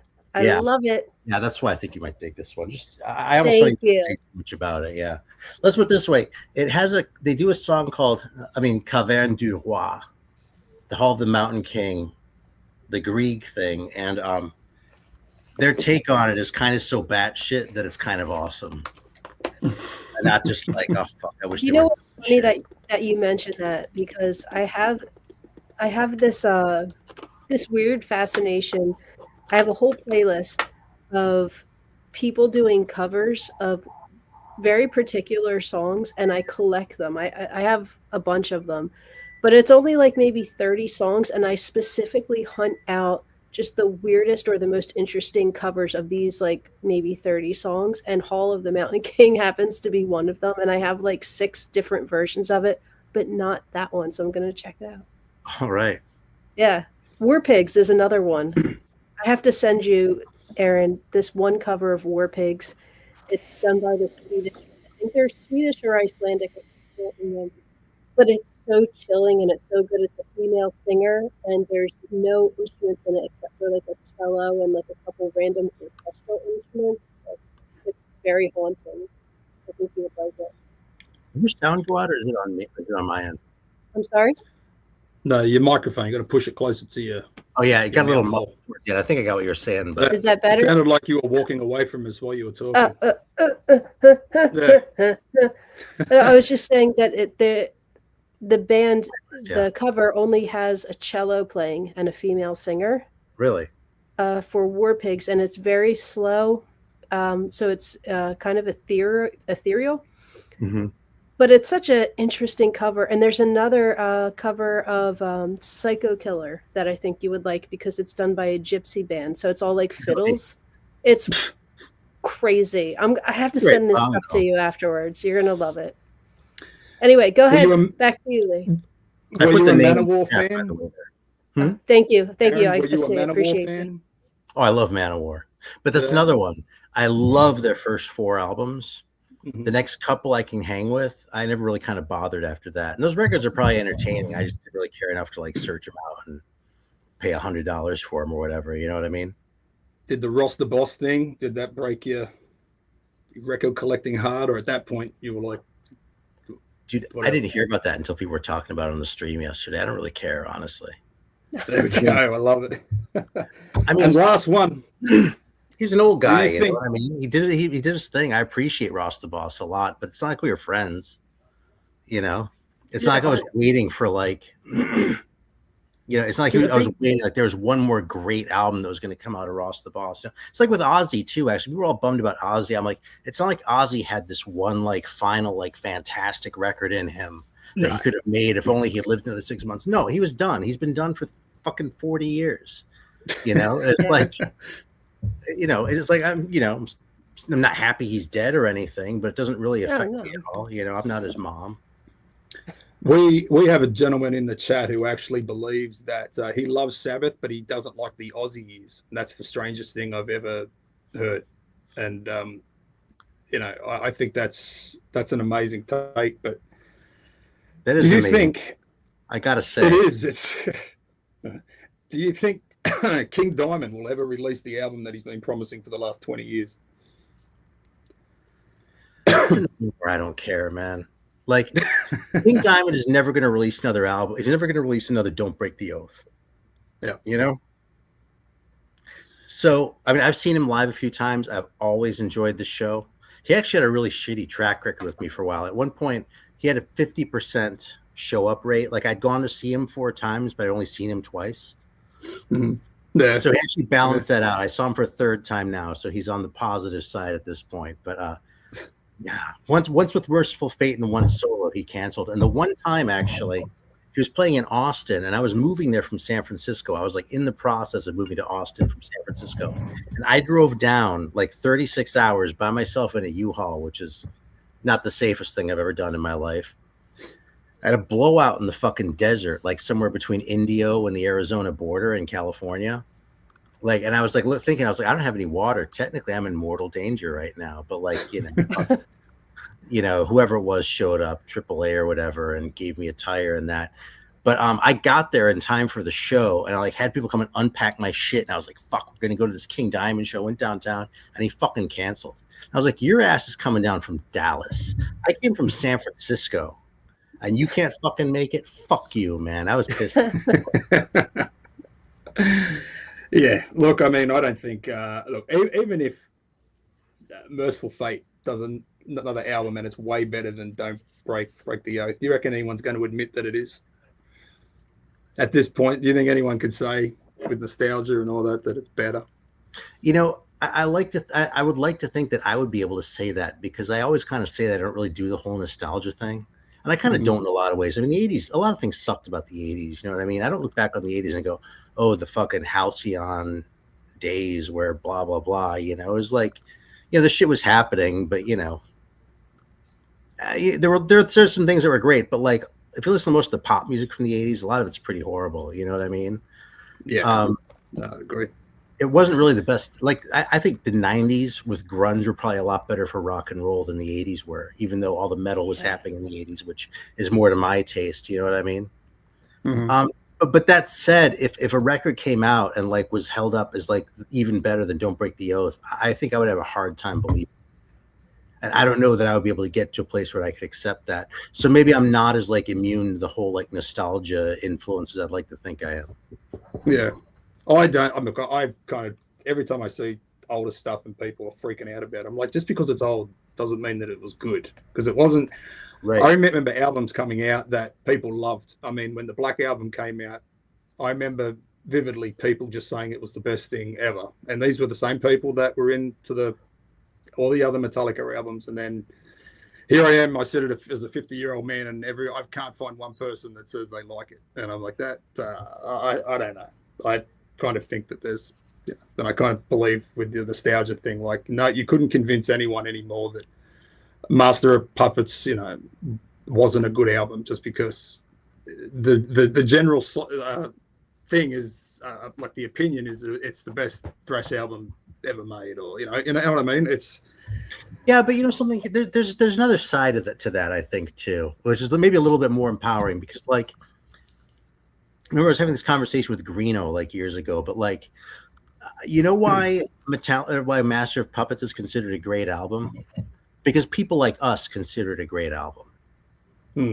Like people come up, I see people come up here and they're like, yeah, I'm not like the arbiter of taste or anything, but I'm like, well, to a certain degree you are, you know what I mean? To the degree that you're out there and participating in this and like championing that record, and even not necessarily on YouTube, just like with your friends and shit like that, you know what I mean? Peace of Mind is a great album because people who like that kind of music consider that to be a great album.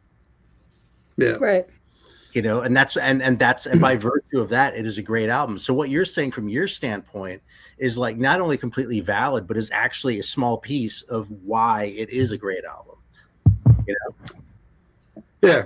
I mean, when you give it.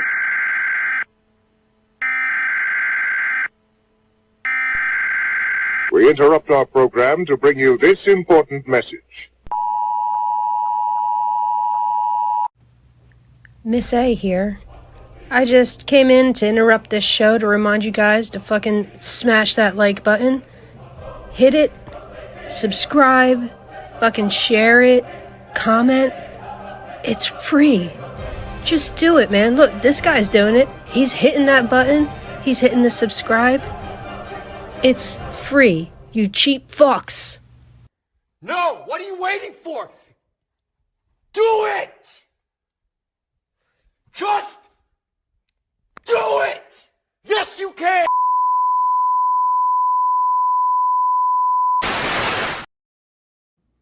Sorry, I hate when that happens. Freaking fucking internet. Broadcast interruption. Go on. No, that was it. I got some questions about. Okay, this is the stuff which is kind of a little bit of lore between some of the people I've discussed your channel with. Some of these people kind of know you, so I trust that their opinion is somehow there's some truth to it. All right, so I'm gonna ask, and I'm not going to tell you who they are because I don't know if they want to be outed. But the Nintendo that is always sitting behind you, do you ever play it? It's been a while, but I have played it a lot. You know something? That's actually my kids' Nintendo. They got really into retro gaming like 10 years ago, and like they moved out and shit. And I've been playing on my younger kid's Switch a lot more because he left it here and he went away to school.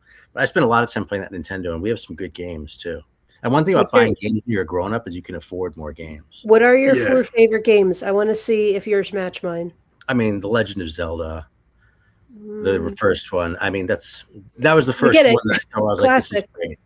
It's not on my top 4, but classic. Go ahead. Guardian Legend. I love the Dragon Warrior games. Guardian Legend's kind of the sleeper on this list, probably. It's kind of a pretty pedestrian list. I don't know. I want to say something like Little Samson or something like that because it'd be hip. But I never played that as much as the other ones. I mean, I have a repro card of that too. It's not like I was going to go out and hunt that down. Oh shit! I feel like there's one that I'm spacing here now. I haven't thought about this in a while. God damn. Yeah, I'm putting you on the spot. While you're thinking about it, the reason I'm asking these questions is the consensus is that the things in your videos are placed to fuck with people.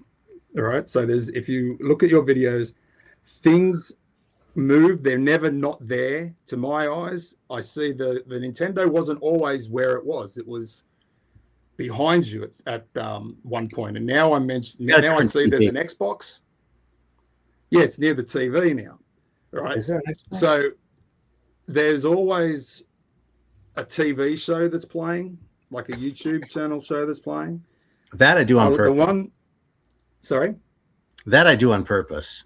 Yes. So the question that when I started taking notice of it, the one that I came in on was when you had a guy there, and I could be a little bit off on this, but you had him, he was talking about the Torah, and he was explaining things out of the Torah. So my question is, are you the devil?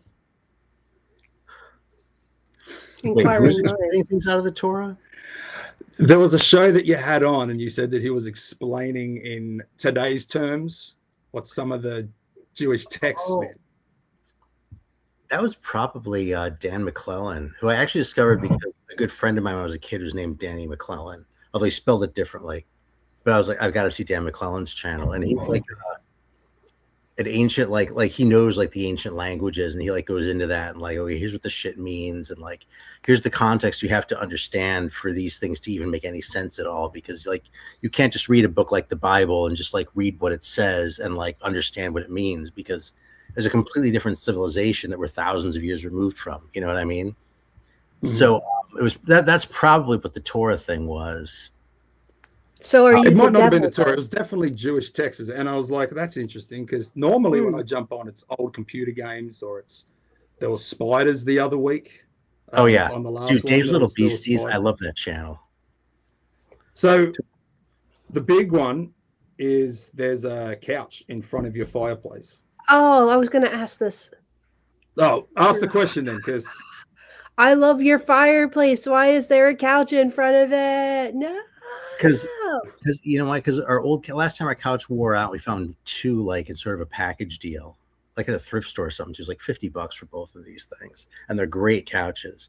And we don't have another place for it. We never use the fireplace, and I don't really feel like dealing with the mess of a fireplace in that. We've had fireplaces in the past. That's kind of a pain in the ass, I think. So. Like, I love fireplaces. You're wasting there's no reason it, man. You're wasting anything's it. Anywhere. We are. It's true. So there's no reasoning behind where placements of things are in your videos. Like, there's got to be something I'm missing, but I try to. See, he's not going to tell you his secrets, Warhammer. You know what he's I not do? going to fill you in. I will do things like I'll deliberately set a drink on top of my receiver, or like right next to the record player, because like, you know, they're like the guys who are like, oh, it's so delicate, you have to like do this and this shit, like they're all like sort of weird about it, and so I'll do that deliberately to sort of try and provoke them a little bit. Now the videos I do pick, the one time it worked out the best, actually, there's this channel I got hung up for a while. It's called like the Scott Ree Project. It's some guy in England, REA, if you want to look for it. And he's like really into like, he's actually like a butcher and like a meat cutter and shit. So he has all sorts of things about cuts of meat. But there's one where he's making head cheese. And I was like, okay, that's going to be a good one. Background. Oh, it's good stuff. You know, when I got a bunch of head cheese when my youngest kid was really little, like still in his high chair, I like went and got some like cold cuts and shit. I was just giving him some like on his tray to eat. And like, I gave him a piece of head cheese and like he ate it, and then like he gave him a piece of turkey. He was like, "No, I want more pizza meat." And I was like, "Yeah, it does look like pizza. Holy shit, pizza meat. That's brilliant." For my like 2-year-old kid at the time. Anyway, Lee doesn't even know what head cheese is, but I'm gonna tell you, it's disgusting. Basically, you take like the head of the animal and you like boil all the shit off, and you put it in a tureen, and like no, it's not cheese. You put it in like a tureen, you like mold it. And like the connective tissue sort of binds it together, and then you slice it. So it has all these different textures in it, like a little tongue, a little cheek, a little, you know, a little ear, shit like that. It's really good. Anyway, I made this video where he was doing this in the background, right? And he was like sawing the skull in half. And I was talking about industrial music just by coincidence that day. I was talking about like, so I was like, that actually like really fits today, you know? But while that would be great in industrial music, but head cheese itself as an edible thing is so gross. You know, I was a picky when I was a little kid, and like at some point I was like, you know, doesn't sound like it, Aaron. So wait, and I'm an adventurous eater. You can ask anyone. The other like maybe a couple months ago, we went and tried this thing called Buddha stew or something, and it had like beef tendons and all kinds of stuff in it. I'll eat I've eaten tripe, feet, tongue. I don't care. I'll try it at least once. I tried head cheese. I so close to puked. Let's try it again. No, man. I tried it once. That was It's got a enough. deceptive name. That's the problem. Because I'm like, That was I enough. haven't met a cheese I haven't liked until it. It's comes not out of the cheese, man. animal's It's like a skull. No, I get pate, it now, but I was kind of involved in it. Then I saw. We'll try it. thing. No, you'll try it sometime. I will not try it. I'll make you try it. I figure if someone else is eating it, it's probably good. You know. Do you know who eats it? Like the people in the Netherlands love it, and Scandinavia. It's very popular. I didn't know that. No, Yeah, doesn't yeah. sound good. Aaron, I got 2 questions for you. I don't know if Miss A got any more, and then I'm going to let you get out of here. But Yeah, for sure. I have sure. I have to ask. Actually, it's one question and one thing I want to pitch to you. Okay, I think it's a good idea. Chromie D. I love Chromie D. I think that what he does is completely different to anyone else. Can you explain in your best words what that is, what he does, and how you know him apart from just the videos? Oh, I really know him just through the channel. You know what I mean? I mean, we text and shit now from time to time too, but you know, he sort of will disappear for a while sometimes when he's like deep in some other project or something. So, you know, it's not like I have all this sort of insider shit behind the scenes necessarily, but yeah, I mean, it's like record reviews, but I mean, it's like record reviews with puppets is like the easiest thing. But he's really gotten to the point where like there's a lot of lore and sort of backstory in that, and he keeps introducing more and more characters, and it still comes back to the records. You know what I mean? It always ends up with like, no matter how ridiculous the setup is, they'll always still be talking about something about records. You know, but you know, even if it's like him in a gorilla suit, like talking with him with the mask on, and he's like cutting it so it looks like it's 2 of them and shit like that. But yeah, he puts an amazing amount of work into what he does. His episodes are so cool, and I'm glad that he's coming back because it's been like a year since he's released it, and so we've watched everything, you know. So it'll be good to have some new content. I wonder if he'll be like fake. You know what I mean? Like how Martin used to do. He would drink apple juice and pretend it was whiskey and be like, "Ooh, ooh, ooh." Yeah, Chromie. I think it's a great channel. I've never seen anything like that. Like, and I watch a ton of different. It's so content, original. That got me, and we watched that from start to where he's at. You know, because the last video I saw, there was a tornado coming through, and he had to get out of there, and he was talking that, you know, he had to leave, and that was it. He disappeared, and then popped up again last night, and he's coming back. So I'm all in for that. Yeah, you're in good company. Yeah. Here's my thing. Here's my pitch, and I think it's got some legs, and I want to know when you want to go into production on this, right? Because I know at some point you're going to run out of records, but they tell me that if you want to be successful on YouTube, you need the collaborations. So I'm racking my brain. I'm thinking, how can I make the Metal Theologian channel better? And I think I got it right. So this has got to be. Do you remember that show, American Pickers? Vaguely, I never watched it. 2 guys that would go through the countryside and have different adventures and hijinks, and eventually they would run upon a shed full of just shit, and miraculously it'd always have something in there that's like fucking like a dinosaur bone or something, right? They'd always find something like a holy grail in there. Okay. So I thought, I want to pair you and I want to pair Alan, and I want to put you both on a small bike, and I want to send you on like a buddy road trip across the country. All right. Now I know it doesn't sound like it's a fully fleshed out idea, but I did make a poster for it. I love driving across the country. Yeah, and I think being very close to Alan on this bike, I think you might be sold. Miss A, can I see that picture and see if we can sell this idea to Aaron? I call it, eventually it'll come up. I see it. It's there. I can't see it. So I call it Gooning for Vinyl, starring the 2 dirty monkeys. You need to change it so it's Gooning for Vinyls. Gooning for Vinyls.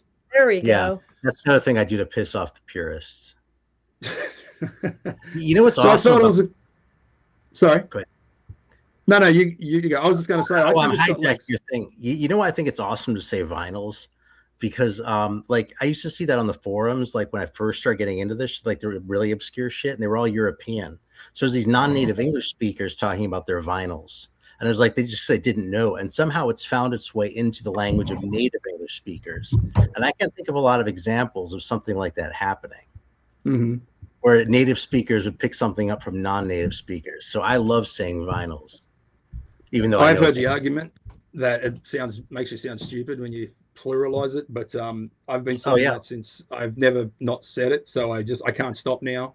You know, that's another reason I'm not going to correct myself.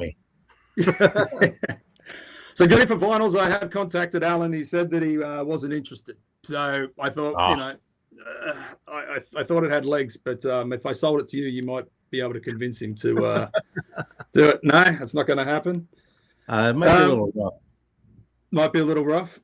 All right. Well, I don't know where Miss A went, but we had one last surprise for you, and then we're going to let you go. But she's fucked off on me. So I guess in saying that, I guess we're going to let you go, Aaron. But thank you so much for coming on and putting up with our bullshit and technical difficulties. And I'm sorry that Shredder's now taken off and he's gone. But is there anything coming up for you? I know you do videos whenever you really want to do them, but is there anything that you got special that's planned? Not really. Any appearances? About once a week, you know. But you know, if I don't feel like it, I don't like phoning it in, you know. Yeah. No, I got that. I look forward to it I think you used to do them on Sundays. I used to look forward to it the Monday morning before I went to work. I would watch it because it's normally a half an hour, and that took me right up to the point where I had to walk out the door. Oh yeah. So it greatly upsets me when you don't do a video and you fucking leave it till Wednesday. I don't give a shit on Wednesday. I care about it Monday morning.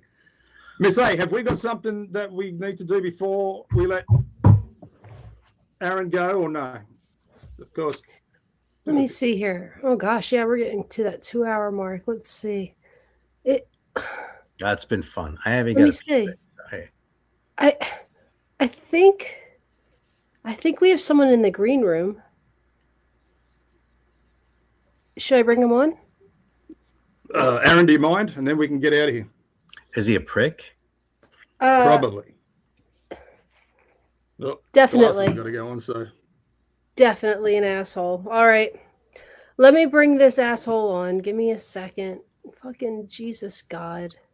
Wait a minute. Who are you? Oh. Hey, what's going on, guys? Long time no see. How is everybody doing? What do you want? Shred, you look different. Yeah. Why do you look like that? Where's your glasses? Put it this way. Aaron could probably attest to this. California is a motherfucker, and LA especially will kick you in the nuts and shit you out quicker than you can say hello. So dude, LA is like the land of milk and honey for records. I can't believe this shit that I found in LA. I will be going to Amoeba at some point, but however, before we can get to that, I'm groveling. I'm coming back. I'm doing the metal bend method where I try to gain attention by being an asshole, and then I quit, and then I don't know. Is it working? Is it working, Aaron? Unacceptable! Unacceptable!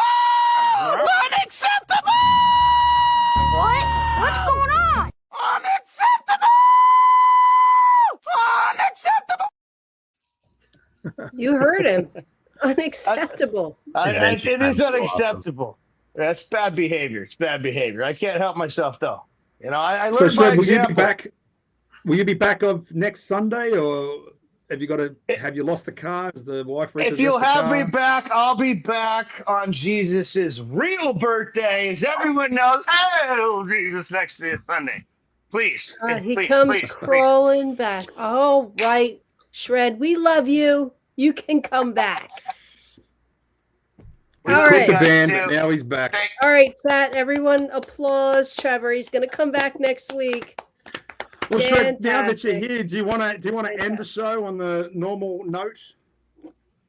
I suppose we could. I don't have my normal itinerary in front of me here, but I'm sorry. Great show. I'm sorry. We've just been winging it all night. We didn't know we were coming in here without you. You need a fucking piece of paper.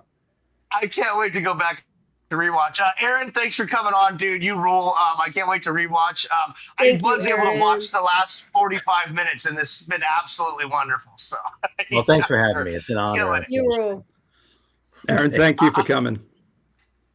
Yeah, you rule, dude. I have had a hard time all day staying off my social media. Lead banned me from social media all day, and I was trying not to comment and like shit so that we could do this for you guys. And yeah, this was fun. So thank you all. Yeah, cheers, everybody. I do want to get you back on and do a soda review, dude.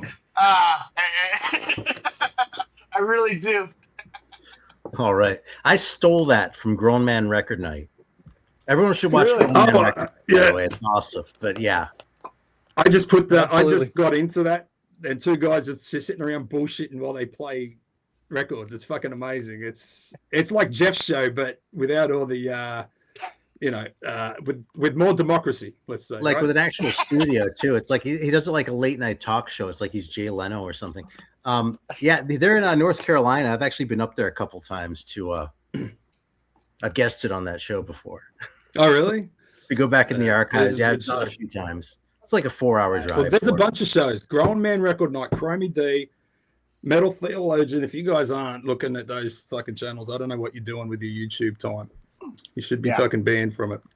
Yeah. But it's been a fun time, Aaron. It's been fun. Thank you, Miss A, for coaching me through that and pushing all the buttons and then leaving me right at the end. That was fun. I was going to call you Soasty when you came saw her back. too. I thought, fucking hell, what the fuck happened? Sorry, Well, I maybe I'll had go I appreciate it. to jump off real Oh, quick, yeah. but I came right back. Do you guys want to end with another song? I'll play the song and then we'll Let's end the play show. Aaron out because I know he Let's needs play to Aaron out. get out of this. Aaron, fucking- I wanted to personally also say thank you. We watch your channel all the time. We love it. We love listening to all the stuff. I really want to see that fireplace again someday. So if that couch ever breaks, light a fire and then do one of your shows with the fireplace going. It'd be I romantic. would We'll have love to get the that. chimney inspected and shit, and like we don't have any tools. And It's a Oh, you're such a couple. downer, Aaron. Just fucking light the fire. Do I it. live in Burn South his house Carolina, down. man. Do it. I'm warm most of the time. There's probably a few birds' nests in there that are, you don't want a creosote fire, a seagull fire, whatever fucking birds are in your area. Don't listen to him. Don't listen to anyone except for me. Fire, fire, fire. No briskets She's a out. pyro. She's a pyro. I dude. am. I am. All right, guys. Well, I'm thank you, gonna everyone in play the us chat. out. Thank you, everybody. Thank right, you. thanks. And I'm Chat, gonna you play a rule. song right Thanks now. for playing along. Okay, bye, guys. See yes.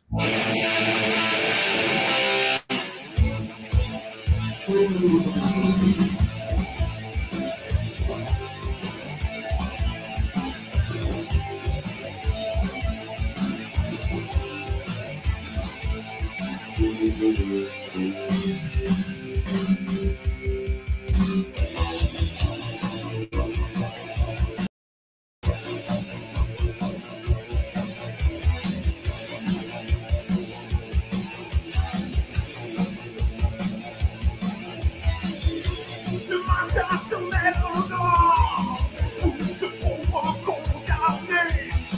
Et vous êtes venu le voir une dernière fois résister. Le masque de la mort décide la présence de son sang. Oubliez tes mots, je voici le mouvement. Bourreau.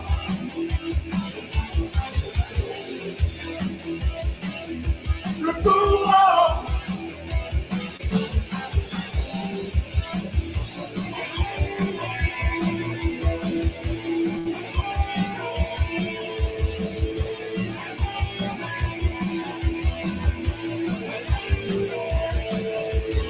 C'est ça jaloux de chez moi. C'est sur le reflet de la mort. Tout même tes dernières bontés ne pourront faire reculer. Oui, la largesse de ma vie. L'esprit comme une laboratoire. Et de sa mort inatteignable. Tu verras t'aimer.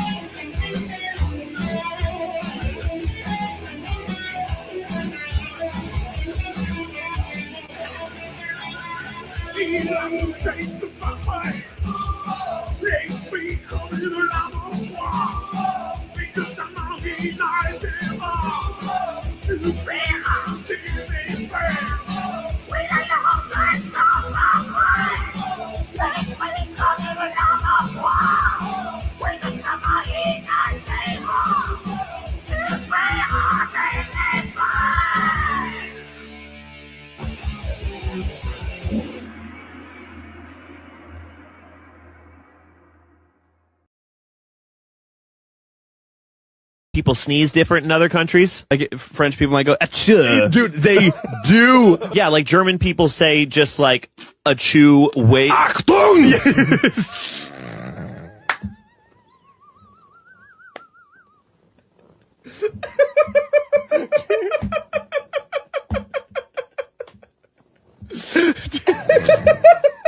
Scheiße!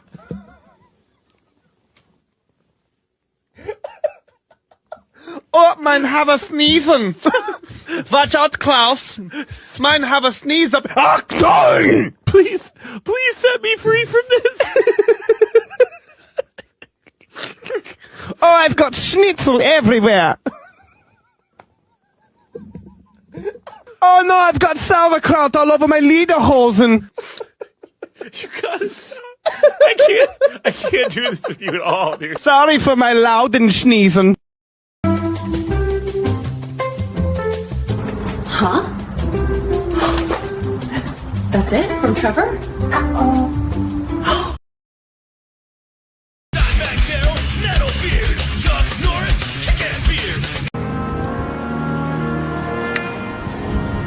Where's Becky? She's taking a shit. I'm gonna kick his ass, and then I'm gonna kick your ass. You're not gonna touch me. And then I'm me. gonna kick it like rock death.